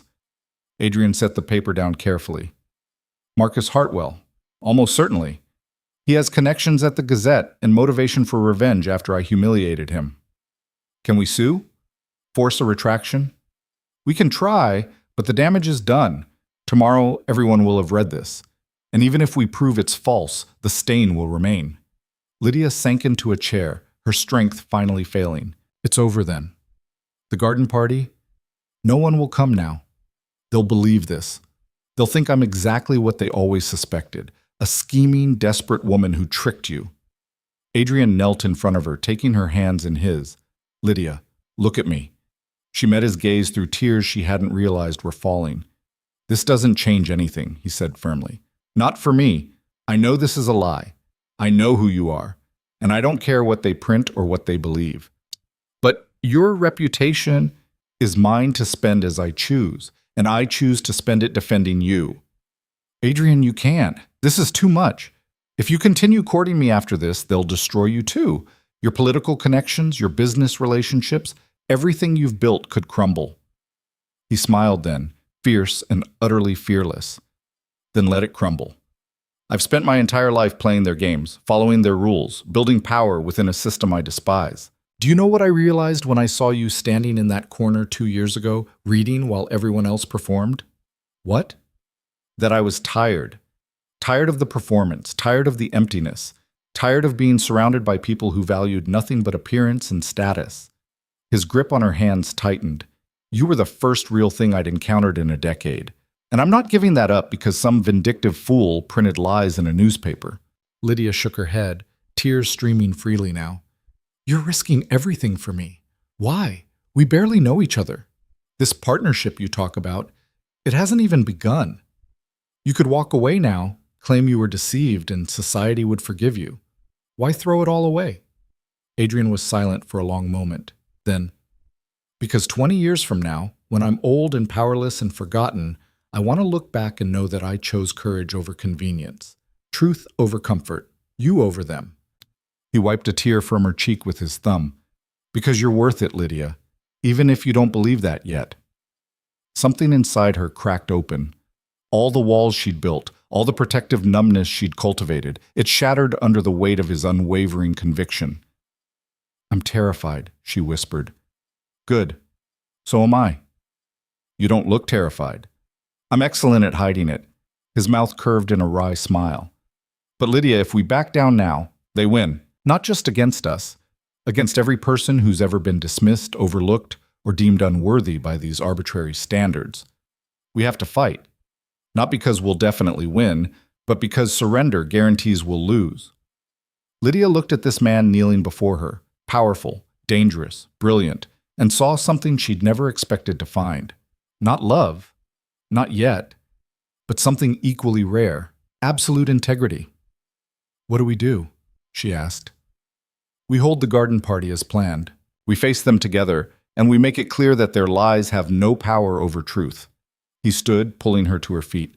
"But first you need to go home and get some sleep. Tomorrow will be brutal."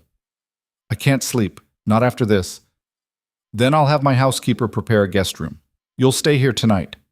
Adrian, that's scandalous? After this article, nothing we do will shock them more than they're already shocked. And I'll not send you home alone when you're this shaken. His voice softened. Please, Lydia, let me protect you, just for tonight. She nodded, too exhausted to argue. The housekeeper, a kind woman named Mrs. Peters, led Lydia to a beautiful bedroom and provided a nightgown. But even in the comfortable bed, sleep wouldn't come. Her mind kept circling back to the article, to the vicious lies, to the battle awaiting her in just hours.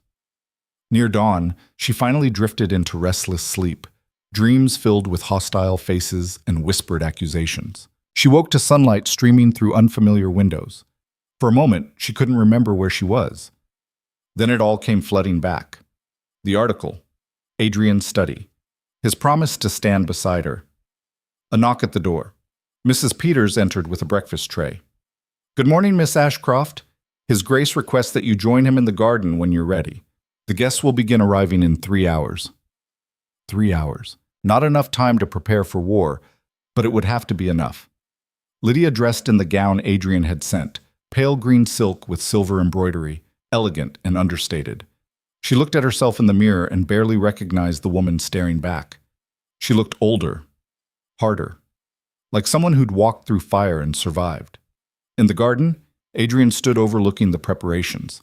Staff bustled about, arranging tables, hanging lanterns, preparing everything for the party. He turned as she approached, his expression unreadable. Did you sleep? A little. Good. He gestured to the garden. This is where we make our stand. Whatever happens today, remember, you belong here. Not because I say so, but because you've earned it through every moment you've endured with grace and strength. Lydia looked at the beautiful garden, at the preparations, at the stage being set for their battle. What if no one comes? Then we'll have a lovely garden party for 2. He offered his arm. But they'll come, Lydia. Curiosity always wins over contempt. And he was right. At precisely 2 o'clock, the first carriages began arriving. Not many, perhaps 20 families where 100 had been invited. But enough. The Dowager Duchess of Somerset arrived first, making a statement with her support. Lady Helena Winters came with her mother, both looking uncomfortable but present. A few younger families, some minor nobility, and, to Lydia's shock, several powerful lords who'd been friendly with Adrian in Parliament. But the rest, the majority, stayed away. Their absence was its own kind of attack. Lydia stood beside Adrian at the entrance to the gardens, greeting each guest with careful courtesy. Some were genuinely kind. Others were clearly present only to observe the scandal firsthand. And then Lady Pemberton arrived, one of the most vicious critics, one of the women who'd publicly declared she'd cut Lydia entirely. She swept past without even acknowledging Lydia's greeting, her nose in the air, her disdain palpable. It was a calculated insult, in front of everyone. Adrian's hand tightened on Lydia's arm, but before he could respond, Lydia spoke. Lady Pemberton, she called out, her voice carrying across the garden. The woman stopped, turning with visible annoyance. Lydia stepped forward, every eye on her. I notice you didn't respond to my greeting. I wonder, is that because you didn't hear me? Or because you lack the basic courtesy that even children are taught? The garden went silent. Lady Pemberton's face reddened. How dare you? No, Lydia interrupted, her voice calm but laced with steel. How dare you? You came to this event. You accepted the Duke's hospitality. And you cannot even manage basic civility? That says far more about your character than it does about mine. You insolent girl. After what was printed in the Gazette? Lies, Lydia said flatly. Every word of it. But you believed them because it confirmed what you wanted to think. That I'm beneath you, unworthy, a threat to your ordered world where beauty and breeding trump intelligence and substance. She took another step forward. But here's the truth, Lady Pemberton. I don't need your approval. I don't want it, because your judgment is based on nothing but prejudice and fear. Lady Pemberton looked ready to explode. You! She's right, a new voice said. Everyone turned. The Dowager Duchess stood, her expression grave. Lady Pemberton, you've conducted yourself shamefully. Either treat Miss Ashcroft with the respect due to the Duke's chosen companion, or leave this estate immediately. It was a direct challenge from someone even Lady Pemberton couldn't afford to offend. For a long, terrible moment, the balance hung suspended. Then Lady Pemberton turned and fled, her dignity in tatters. The remaining guests erupted in whispered conversations. Some looked scandalized, others looked impressed. The power dynamics had shifted in ways no one had anticipated, and Lydia stood in the center of it all, trembling but unbroken, having just declared open war on the very society she'd once desperately wanted to accept her. Adrian moved to her side, his voice low and proud. That was either brilliant or suicidal. Possibly both. "I'm done being invisible," Lydia replied, her voice shaking but fierce. "If they're going to hate me regardless, I might as well give them a real reason." For the first time since she'd known him, Adrian Blackthorne laughed, genuine, delighted, and utterly free. And in that moment, surrounded by enemies and uncertain allies, Lydia realized something fundamental had changed. She'd stopped trying to survive this world. She'd started trying to change it. The afternoon sun cast long shadows across Blackthorne Manor's gardens as the remaining guests processed what had just happened. Lady Pemberton's carriage disappeared down the drive in a cloud of dust and humiliation, and the power vacuum she left behind rippled through the assembled crowd like a stone thrown into still water. Lydia stood perfectly still, her heart hammering so hard she was certain everyone could hear it. She'd just publicly humiliated one of London's most influential women. There would be consequences.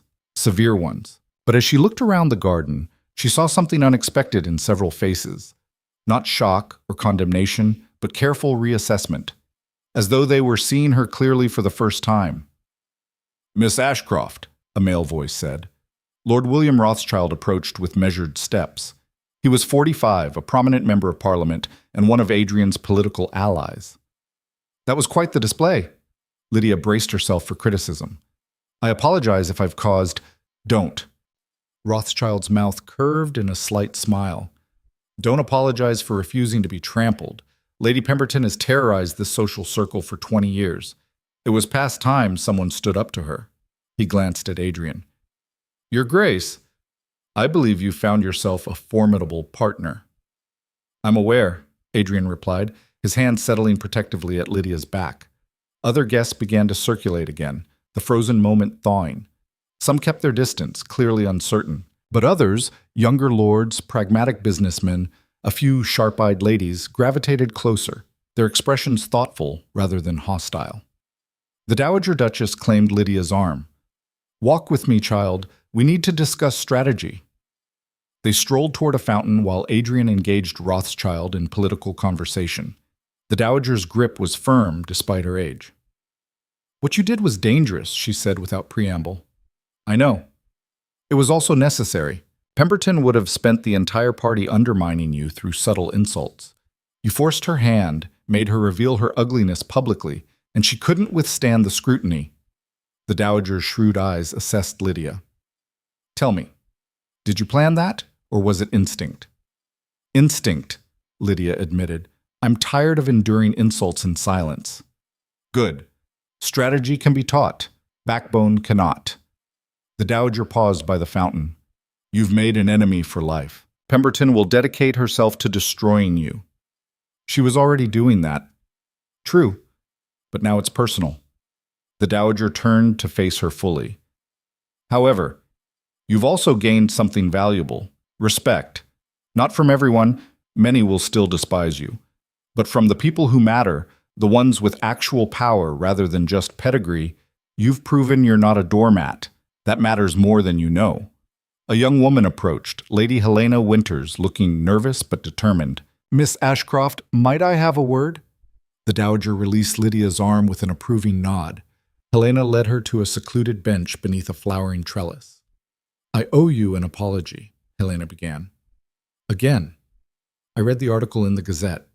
My mother insisted every word was true, that we should leave London rather than associate with you." She twisted her hands together. "But I didn't believe it.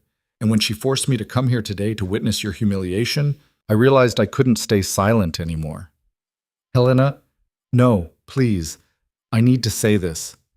Helena took a shaky breath. "My mother is wrong about you, about what makes a woman worthy. I've spent 20 years being exactly what she wanted, beautiful, charming, obedient, and I'm miserable. But you're fighting for something real, and I want to help. Lydia studied the younger woman's face. Helping me could cost you your mother's approval. I know. But perhaps it's time I stopped living for her approval and started living for my own. Helena's voice strengthened. What Lady Pemberton did was cruel, and when you stood up to her, I saw what courage actually looks like. Not performing for applause, but standing for truth, even when it's terrifying. Before Lydia could respond, Helena reached into her reticule and withdrew a folded paper. This is a list of the women I know who are unhappy with how society treats anyone who doesn't fit their narrow standards. Most are young, like me. A few are widows with independent means. All of them are intelligent and frustrated. Lydia unfolded the paper. 15 names, including some she recognized from prominent families. What am I supposed to do with this? Build an alliance, Helena said simply. Not everyone in London is content with the way things are. Some of us want change, but we need someone brave enough to lead. Someone like you. The implication settled over Lydia like a mantle. Helena wasn't just offering support. She was offering a movement. Your mother will disown you, Lydia warned. Possibly. But I'd rather be disowned for standing with you than spend the rest of my life kneeling to people like Pemberton. Helena stood, her expression resolute. Think about it, Miss Ashcroft. You're not as alone as they want you to believe. After she left, Lydia sat staring at the list. 15 names. 15 potential allies in a war she'd never intended to start. Adrian found her there minutes later. You look troubled. She showed him the list. He read it carefully, his expression thoughtful.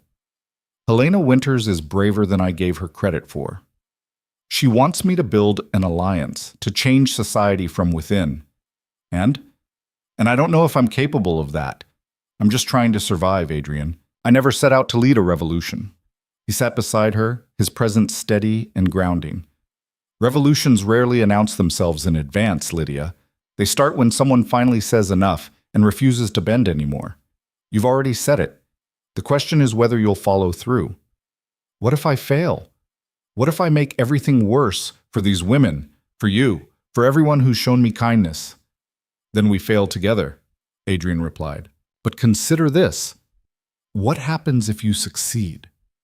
What happens if you actually manage to crack the rigid structures that have crushed people like you for generations? That would be worth the risk. Lydia looked at him, this powerful man who'd risked everything to stand beside her, and felt something shift inside her chest. Not love. Not yet. But something deeper than respect. Something like partnership forged in fire. I'll need your help, she said quietly. You have it. Always. The garden party continued for another 2 hours. By the time the last guest departed, Lydia had spoken with at least a dozen people who treated her not as a scandal, but as a person. Lord Rothschild invited her and Adrian to a political dinner. 2 younger couples asked if they might call. The Dowager Duchess extracted a promise that Lydia would visit her weekly for what she called strategic discussions. It wasn't acceptance from society at large, but it was a foothold. That evening, as Adrian's carriage returned Lydia to Ashford Manor, she felt the weight of the day settling into her bones. Exhaustion, relief, anxiety about what would come next. The article will have to be addressed, Adrian said. Marcus Hartwell won't let it die quietly. Can we prove he planted it? We can try. I've engaged an investigator, but proving it and getting the Gazette to retract are different challenges. What if they won't retract? Then we create our own narrative. Adrian's gaze was calculating. We host a dinner. Invite influential people, not the social elite, but the people who actually shape opinion. Journalists, politicians, intellectuals. We let them meet you, form their own judgments. When they see you're intelligent and thoughtful, rather than the hysteric the article described, the lie collapses on its own. It was brilliant. Fighting lies with truth, but doing it strategically rather than emotionally. When? Lydia asked. 1 week. That gives us time to plan and for the initial scandal to cool slightly. He paused. But Lydia, this will require you to be vulnerable. To answer difficult questions about your past, your education, your thoughts on society, you'll be on display. I'm always on display now, she replied. At least this way, I control the narrative. Over the following week, Lydia threw herself into preparation with fierce determination. She read political journals, economic theory, philosophical treatises. She practiced debates with Georgiana, who played hostile interrogator with theatrical flair. She met secretly with 3 of the women from Helena's list, all young, all intelligent, all desperately seeking an alternative to the suffocating performance society demanded. The dinner was scheduled for Saturday evening at Blackthorn Manor. Adrian had invited 20 carefully selected guests, 5 members of parliament, 3 prominent journalists, 2 wealthy merchants, 4 intellectual society hostesses, and 6 younger nobles known for progressive thinking. These are the people who shape opinion in London, Adrian explained during a planning session. Not through social pressure, but through ideas and influence. If they accept you, their approval will filter through other circles. Lady Catherine had opinions about every detail, Lydia's gown, her hair, her jewelry, but for once her mother's anxiety aligned with Lydia's goals. They both needed this evening to succeed. The night before the dinner, Lydia couldn't sleep.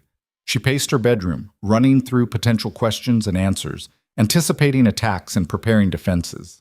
Near midnight, a pebble struck her window. She opened it to find Georgiana in the garden below, grinning mischievously. "Come down," her sister whispered. "You need to stop thinking." Lydia slipped downstairs and joined Georgiana in the garden. They walked through moonlit paths in comfortable silence for several minutes before Georgiana spoke. "You've changed," she observed. "In the past month, you've become someone different, stronger. Or perhaps I'm finally becoming who I always was beneath the performance," Lydia replied. "Perhaps. But Lydia, what happens if tomorrow goes badly, if they reject you despite everything?" Lydia considered the question. A month ago, rejection would have devastated her. But now? "Then I keep fighting," she said simply, "because I've learned something important. My worth isn't determined by their acceptance. It's determined by whether I can look myself in the mirror and respect what I see." Georgiana smiled, but it was tinged with sadness. "I envy you." "Envy me? Why?" "'Cause you're free in ways I'll never be. I'm too invested in their approval, too afraid to risk what I have." She took Lydia's hand. "But watching you fight, it makes me think perhaps freedom is worth the cost." "It's terrifying," Lydia admitted. "Of course it is. But you're doing it anyway. That's what makes you extraordinary." Saturday evening arrived with merciless speed. Lydia dressed in a gown of deep midnight blue, elegant but not ostentatious. Her hair was simply arranged. Her only jewelry was a necklace Adrian had sent, sapphires set in silver, beautiful but understated. She studied herself in the mirror and saw not the invisible girl who'd haunted ballroom corners, but a woman prepared to fight for her place in the world. The dinner guests arrived precisely at 7. Adrian greeted each one personally, introducing Lydia not as his future bride but as his intellectual equal. The distinction was subtle but powerful. Lord Edmund Hartley, no relation to the vicious Marcus, was first to engage Lydia directly. He was 50 years old, a respected voice in Parliament, known for his pragmatic approach to governance. "Miss Ashcroft," he said, his tone carefully neutral, "the Duke speaks highly of your grasp of political economy. I confess myself curious about your thoughts on the Corn Laws." It was a test. The Corn Laws were contentious, dividing Parliament along class lines. Her answer would reveal her allegiances. Lydia met his gaze steadily. "The Corn Laws protect landowners at the expense of the poor. While I understand the arguments about maintaining agricultural independence, the practical effect is that ordinary people cannot afford bread while wealthy estates profit. That seems morally indefensible." Several guests shifted, clearly surprised. Hartley's eyebrows rose. "That's a remarkably radical position for someone of your background. Is it radical to believe that policy should serve the many rather than the few?" Lydia asked. "Or is it simply sensible?" A journalist named Thomas Crawford leaned forward with interest. "Do you consider yourself a reformer, Miss Ashcroft?" "I consider myself someone who thinks rather than simply accepts," Lydia replied. "If that makes me a reformer in your eyes, so be it." Crawford smiled, genuine and approving. "The Duke said you were refreshing. I see he wasn't exaggerating. The dinner proceeded with surprising fluidity. Conversation ranged across politics, literature, economic theory, and social philosophy. Lydia didn't dominate, but she contributed thoughtfully, asking questions as often as answering them. She debated respectfully when she disagreed, conceded points when arguments were sound, and demonstrated that her intelligence wasn't performance but substance. By the time dessert arrived, the atmosphere had shifted entirely. These weren't interrogators anymore. They were engaged participants in genuine intellectual exchange. Lord Hartley addressed the table during port. I must confess, I came here tonight with significant skepticism. The article in the Gazette painted a troubling picture, but having spent the evening in Miss Ashcroft's company, I can state with certainty that every word of that piece was fabrication. Agreed, said Mrs. Eleanor Blackwood, one of the intellectual hostesses. Miss Ashcroft is clearly educated, thoughtful, and entirely stable. Whoever authored that article either never met her or deliberately lied. Crawford set down his glass with deliberate precision. I may be able to shed light on that. I've done some investigation. The article was commissioned by Marcus Hartwell and written by a journalist he pays handsomely for favorable coverage. None of the supposed anonymous sources actually exist. The table erupted in outraged murmurs. Can you prove this? Adrian asked, his voice carefully controlled. I can, and I intend to publish my findings in next week's edition. Crawford looked at Lydia with respect. Miss Ashcroft, you've been slandered deliberately and maliciously. The public deserves to know the truth. Lydia felt tears burning behind her eyes, but she refused to let them fall. Thank you, Mr. Crawford. Your integrity means more than you know. After the guests departed, all promising to call again, several inviting Lydia and Adrian to future events, Lydia finally allowed herself to collapse into a chair in Adrian's study. We did it, she whispered. You did it, Adrian corrected. I merely provided the venue. You won them over with your mind, your honesty, your courage. Crawford's article will help. It will, but even without it, you proved tonight that you're exactly what I told them. Intelligent, authentic, and utterly worthy of respect. He poured 2 glasses of brandy, handing her one. How do you feel? Lydia considered the question. Tired, relieved, and angry. Angry? That I ever believed their narrative about me. That I spent 4 years making myself smaller because I accepted their judgment of my worth. She took a sip of brandy, feeling it burn down her throat. I wasted so much time being invisible. You weren't wasting time, Adrian said gently. You were surviving, and that survival gave you the strength to do what you did tonight. Don't diminish that. Over the next 3 days, the effects of the dinner rippled through London's power circles. Lord Hartley spoke favorably of Lydia in Parliament. Mrs. Blackwood invited her to an intellectual salon. Other dinner guests spread word that the Gazette article was false, that Lydia Ashcroft was nothing like the portrait Marcus Hartwell had painted. And then Crawford's article appeared. Gazette scandal. Hartwell's revenge plot exposed. It was devastating. Crawford laid out the evidence methodically. The payments to the corrupt journalist, the fabricated sources, Marcus Hartwell's motive for revenge after Adrian's public humiliation of him. The article described the dinner at Blackthorn Manor, quoted prominent guests praising Lydia's intelligence and character, and concluded that she had been the victim of a calculated character assassination. The public response was immediate and fierce. Marcus Hartwell became a pariah overnight. Invitations were withdrawn. Business partners distanced themselves. Within a week, he'd fled London entirely, his reputation in ruins. Lady Pemberton, exposed as one of the scheme's supporters, found her own social standing severely diminished. The Dowager Duchess publicly cut her at a reception, and half of London followed suit. The tide had turned. Lydia began receiving invitations, not from everyone, but from enough influential people that her social ostracization was no longer absolute. Women from Helena's list started calling openly, forming what they jokingly called the Intellectual Alliance. They met weekly at various estates, discussing literature, politics, philosophy, and the rigid social structures that constrained them all. 1 month after the dinner party, Adrian called upon Lydia at Ashford Manor with a specific purpose. Her parents tactfully withdrew, leaving them alone in the drawing room.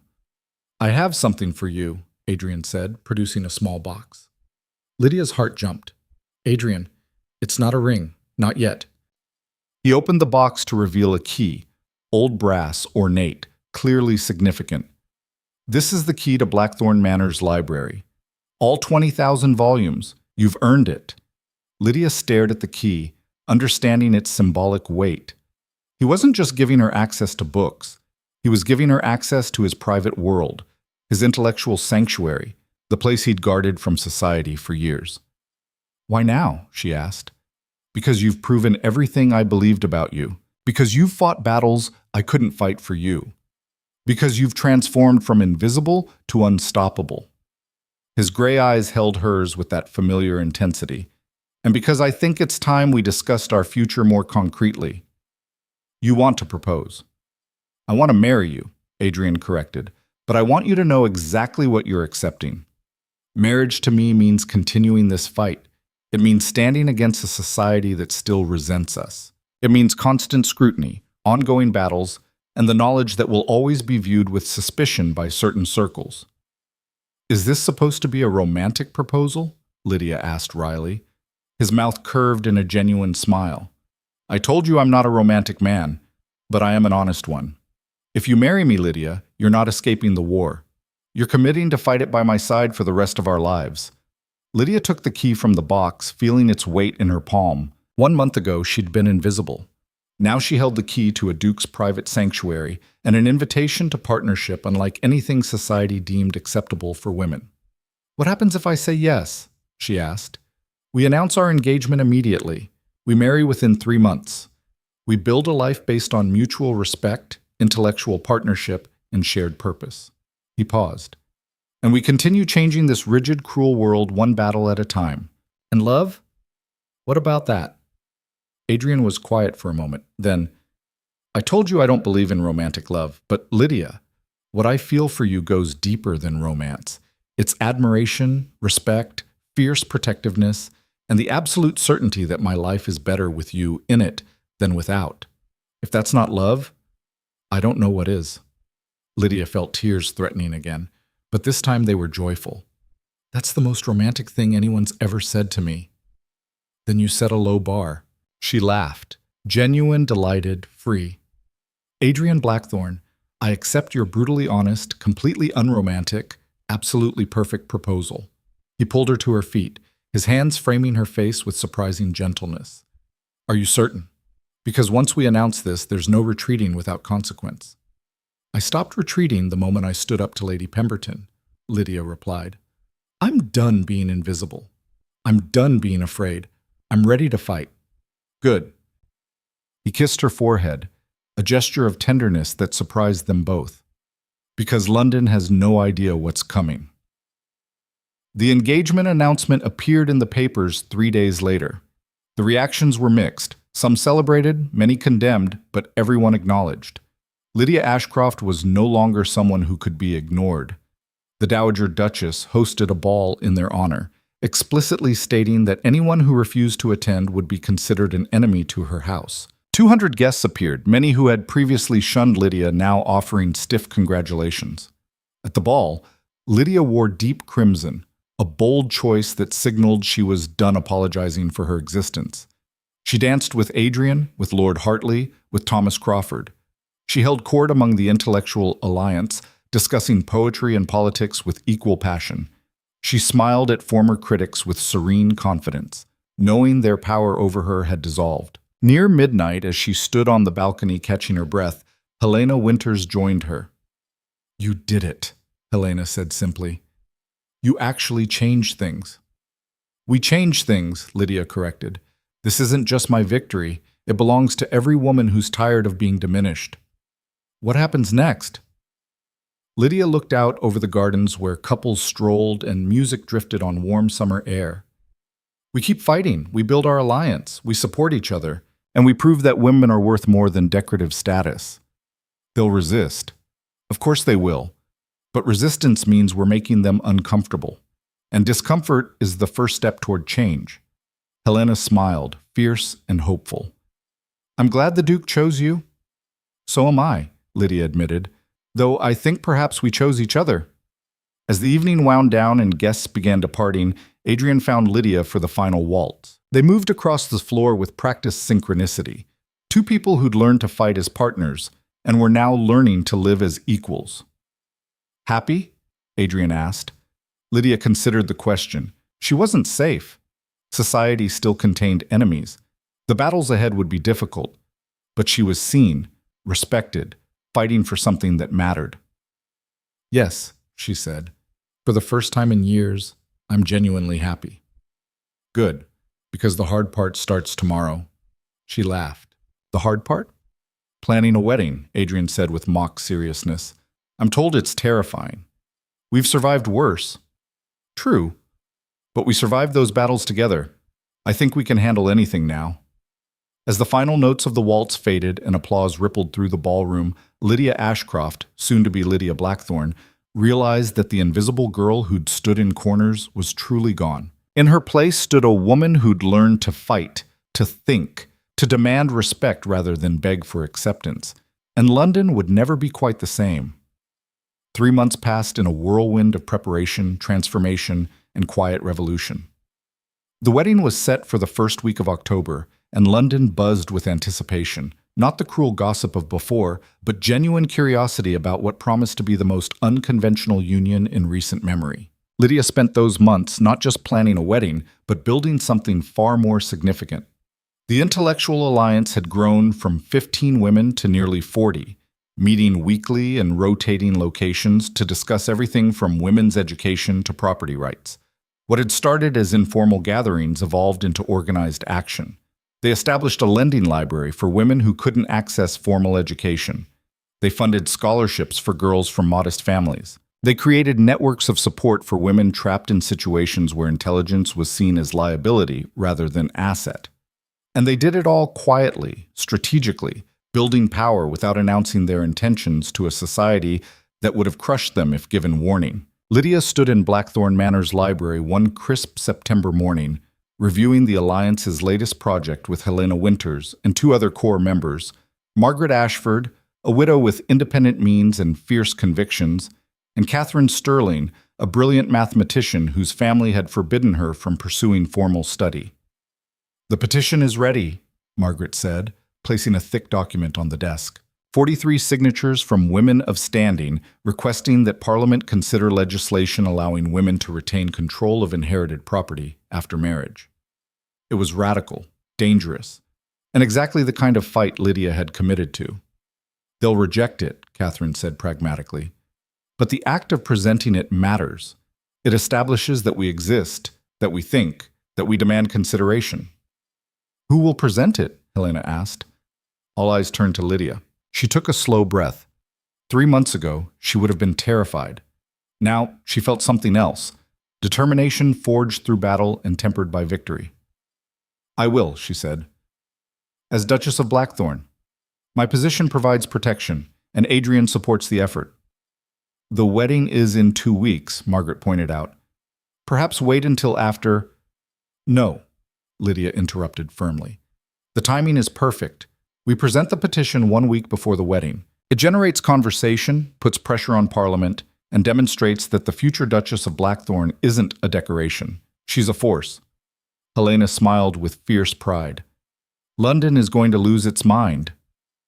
Good, Lydia replied. Let them. That evening, she discussed the plan with Adrian over dinner at his estate. They'd taken to dining together several times weekly, using the time to talk strategy, debate philosophy, and gradually build the partnership they'd promised each other.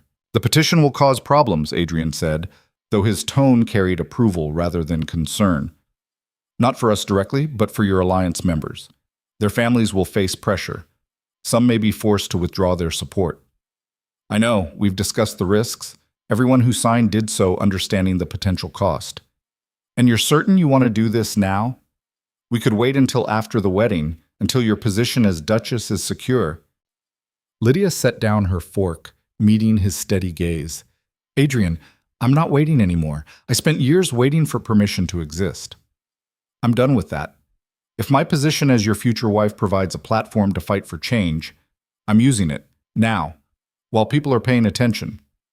He studied her for a long moment, something that might have been love, or its close equivalent, warming his usually controlled expression. You've become dangerous. I learned from the best. I taught you strategy. The courage was always yours. He raised his wine glass in a silent toast. Very well. We present the petition next week. I'll ensure certain parliamentary allies attend the session.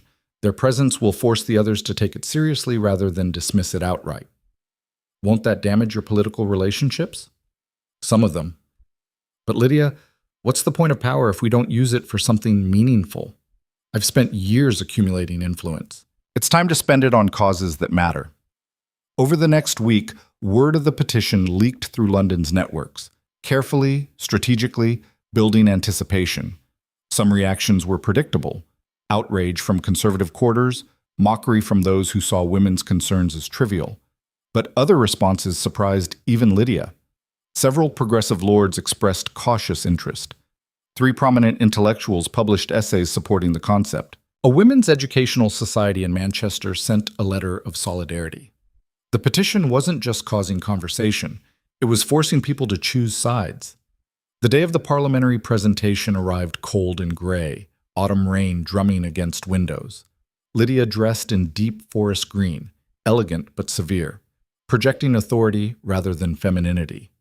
Helena and Margaret accompanied her in Adrian's carriage, all 3 women silent with tension. Remember, Margaret said as they approached the Parliament building, we're not expecting them to pass anything today. We're simply demanding they acknowledge we exist. And if they refuse to hear us? Helena asked. Then we make enough noise that ignoring us becomes impossible, Lydia replied. Inside Parliament, the session chamber was surprisingly full. Adrian had indeed ensured his allies attended, but so had their opponents. The chamber crackled with anticipation and hostility. Lord Chancellor Whitmore presided, a stern man of 60 who'd built his career on maintaining traditional order. He eyed Lydia with undisguised skepticism as she approached the speaker's position. Miss Ashcroft, he said, the title a deliberate slight, refusing to acknowledge her imminent marriage. We're told you wish to address this chamber. This is highly irregular. Irregularity seems appropriate when addressing an injustice that has persisted for centuries, my lord, Lydia replied, her voice carrying across the chamber with surprising strength. Murmurs rippled through the assembled lords. Several looked intrigued. More looked offended. Whitmore's jaw tightened. You may present your petition. Lydia unfolded the document, her hand steady despite her racing heart. Honorable lords, I come before you today representing 43 women of standing who seek not revolution, but reason. We petition Parliament to consider legislation that would allow married women to retain control of property they inherit independently of their husbands. The chamber erupted. Voices rose in protest, in support, in confusion. Outrageous! What next? The vote? Let her speak. Whitmore gavelled for order, his face reddening. Miss Ashcroft, you ask for something that undermines the very foundation of marriage. I ask for something that recognizes women as rational beings capable of managing their own affairs, Lydia interrupted, her voice rising above the chaos.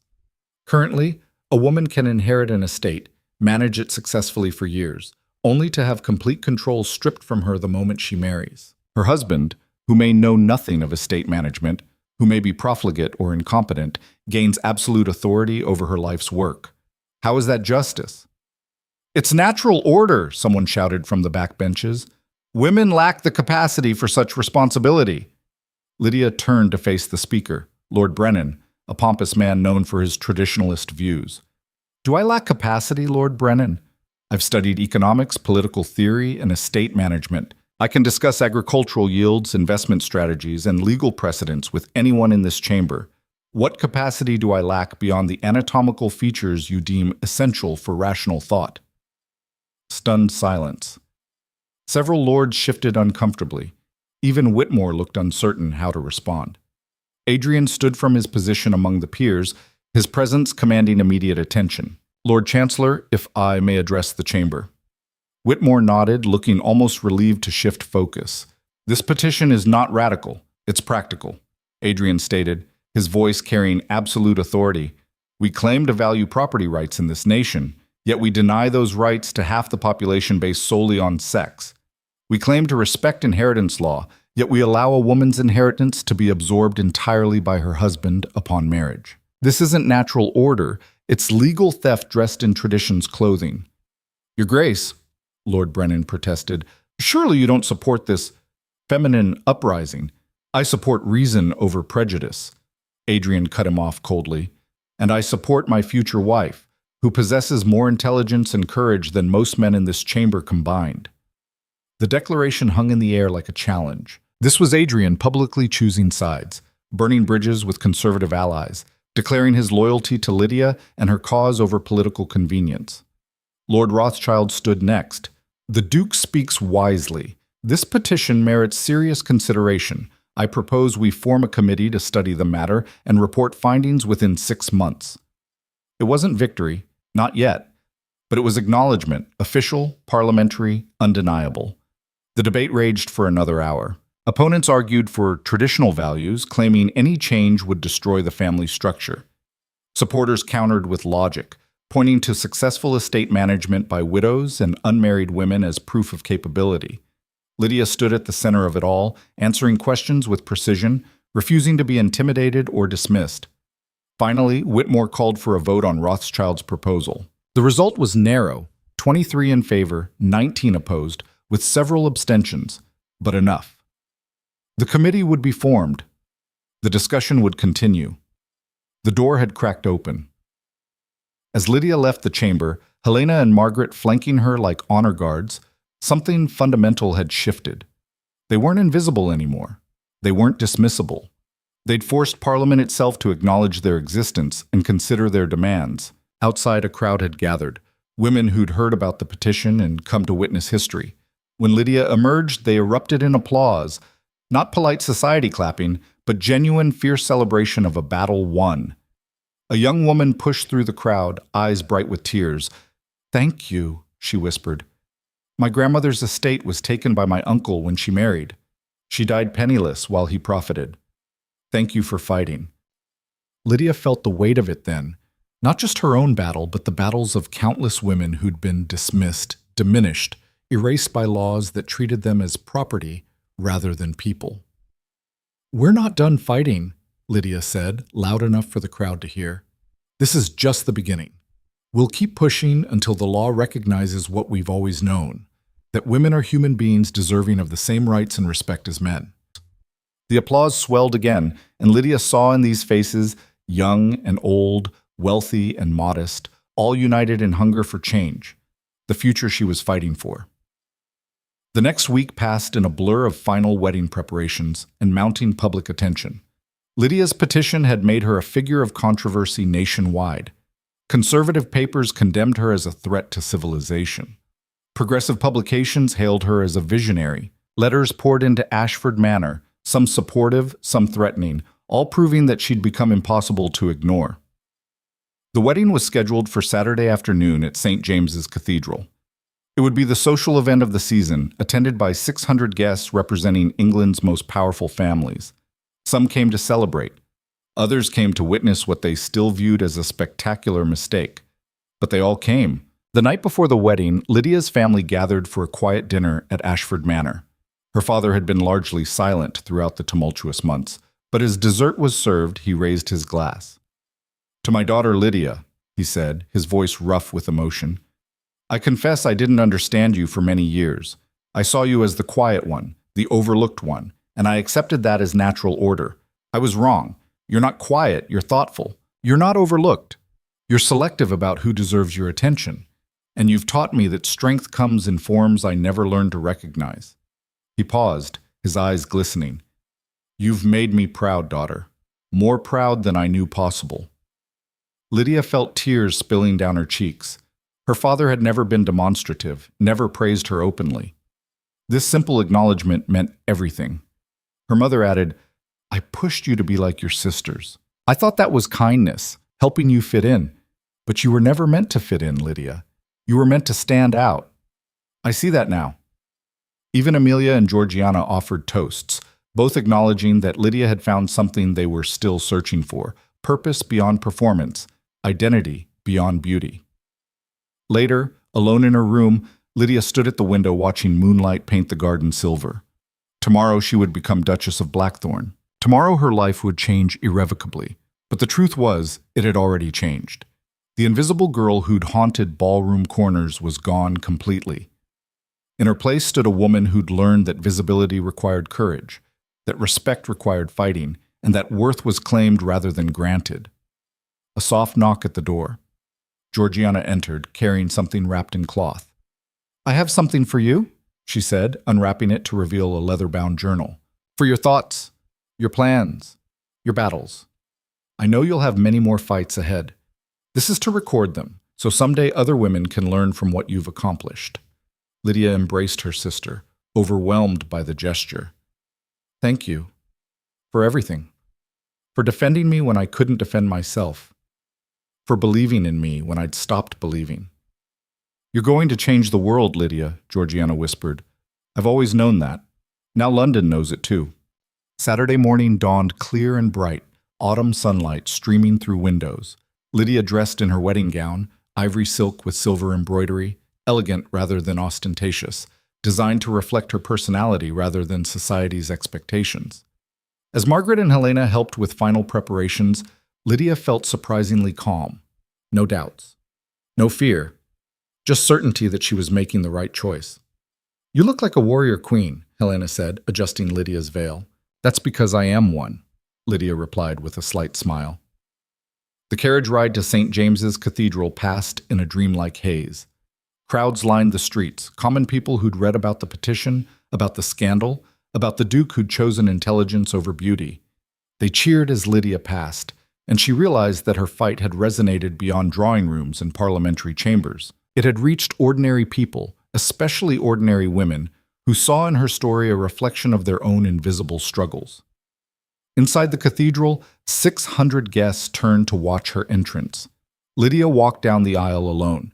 She'd refused the traditional handoff from father to husband, insisting that she came to this marriage as an independent person rather than property transferred between men. The walk felt eternal. Every step took her past faces that had once dismissed her. Lady Hartwick, Lord Pembroke, dozens of others who'd written her off as worthless. Now they watched her marry the most powerful duke in England, their expressions ranging from grudging acceptance to barely concealed resentment. But Lydia's eyes were fixed on Adrian, waiting at the altar in formal black, his expression controlled but his eyes warm with something that looked remarkably like pride. When she reached him, he extended his hand. She took it, their fingers intertwining with familiar confidence. The Archbishop began the ceremony with traditional words about duty and obedience. But when he reached the vows, Adrian interrupted. "Forgive me, Your Grace, but we've written our own vows." Shocked murmurs rippled through the cathedral. The Archbishop looked flustered but nodded. Adrian turned to face Lydia fully, his voice carrying across the vast space. "Lydia Ashcroft, I vow to respect your mind as much as I respect your person. I vow to value your opinions even when I disagree with them. I vow to stand beside you, not above you, in all battles we face.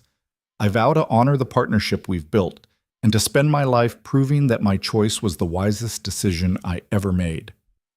Lydia's turn. She looked into those gray eyes that had seen her when no one else bothered to look and spoke from her heart. "Adrian Blackthorn, I vow to bring my whole self to this marriage, my thoughts, my convictions, my courage. I vow to challenge you when you're wrong and support you when you're right. I vow to fight alongside you for the world we both want to build. And I vow to prove that a partnership of equals is stronger than any traditional arrangement could ever be." The Archbishop looked thoroughly scandalized, but completed the ceremony. "By the power vested in me, I pronounce you husband and wife." Adrian kissed her, not the chaste peck tradition demanded, but a real kiss that declared to everyone watching that this marriage was built on genuine connection rather than social obligation. The cathedral erupted in applause, some enthusiastic, some perfunctory, but all acknowledging that London had just witnessed something unprecedented. At the reception held at Blackthorn Manor, the transformation of Lydia's status became undeniably clear. Women who'd once snubbed her now approached seeking favor. Men who'd dismissed her now sought her opinions. The Dowager Duchess held court with Lydia beside her, openly declaring that the new Duchess of Blackthorn would be a force that reshaped English society. But the moment that mattered most came near evening, when a palace messenger arrived with a sealed letter bearing the royal crest. Adrian opened it, his expression unchanging as he read. Then he handed it to Lydia. It was an invitation from Queen Charlotte herself, requesting the honor of the new Duchess of Blackthorn's presence at a private audience to discuss matters of feminine education and social reform. The Queen, acknowledging Lydia's work, requesting her counsel, treating her as an authority worth consulting. "You've done it," Adrian said quietly, so only Lydia could hear. "You've gone from invisible to indispensable in less than 6 months."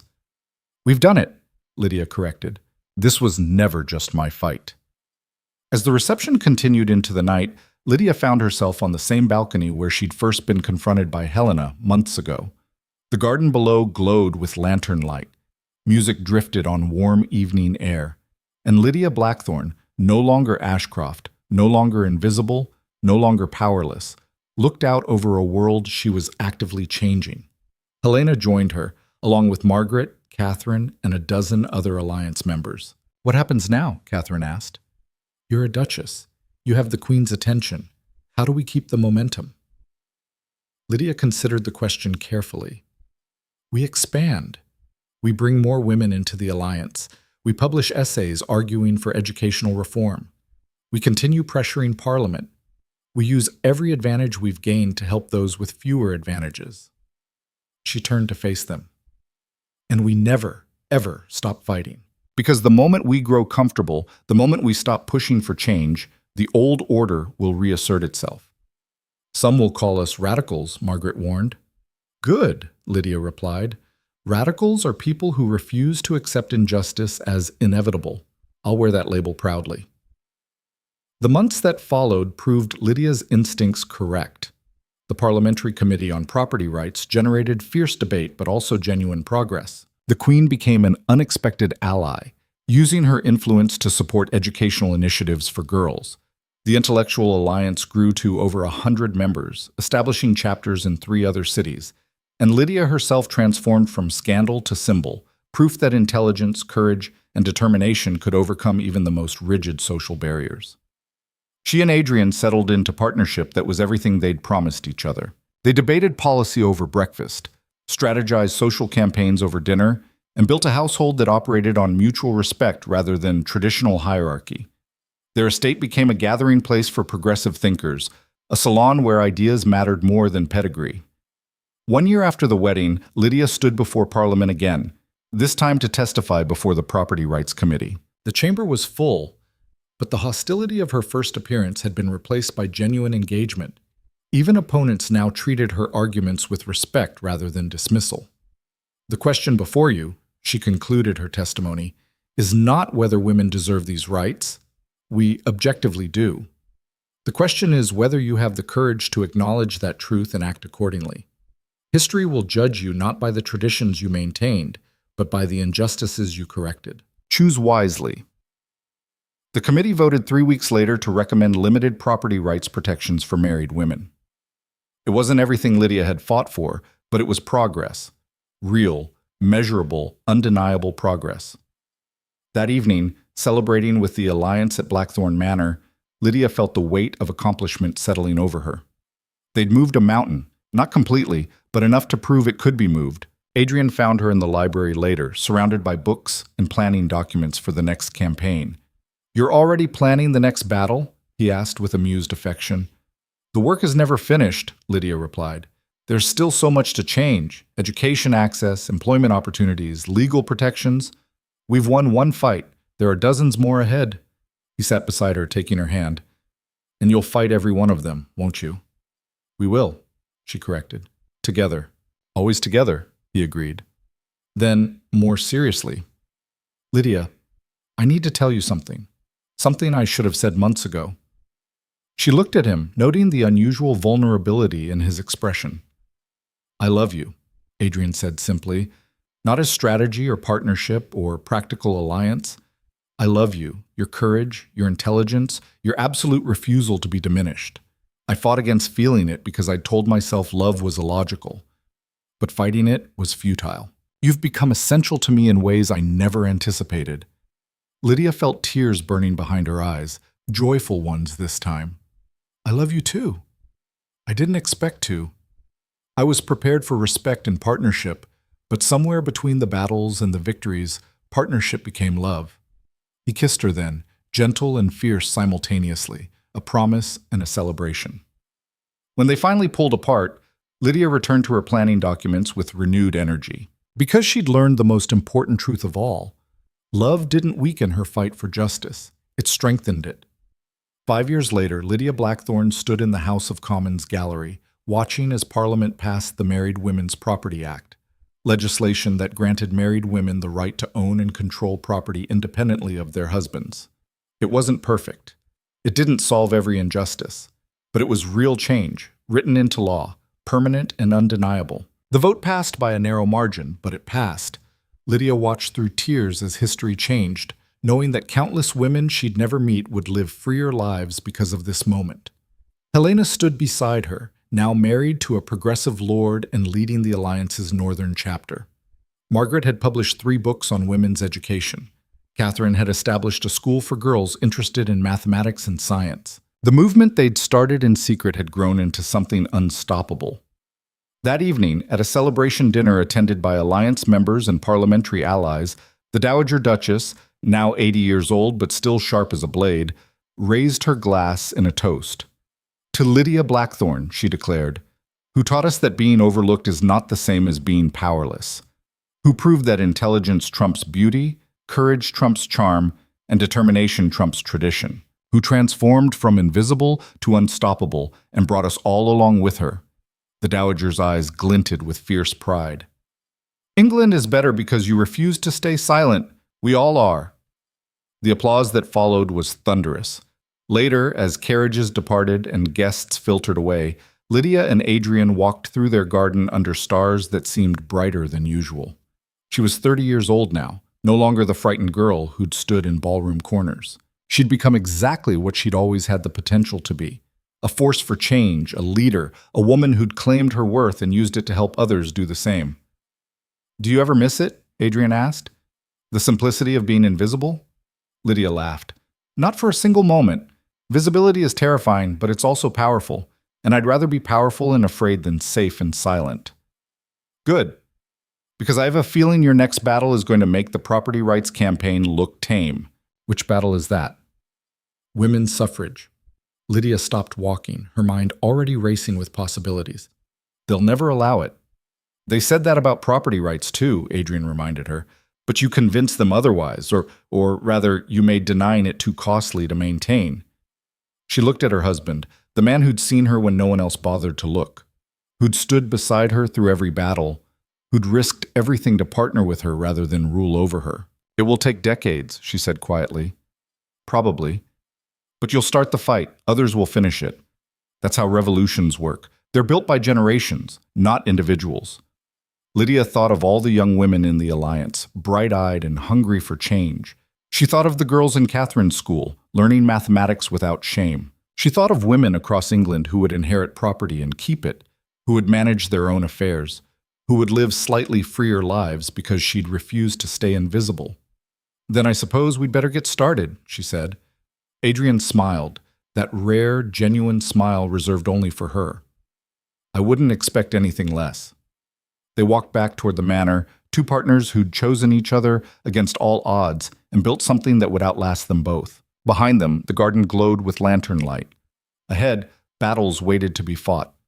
But in this moment, Lydia Blackthorne felt something she'd never experienced in those years of invisibility. Peace. Not the peace of surrender or silence, but the peace of knowing she'd found her purpose.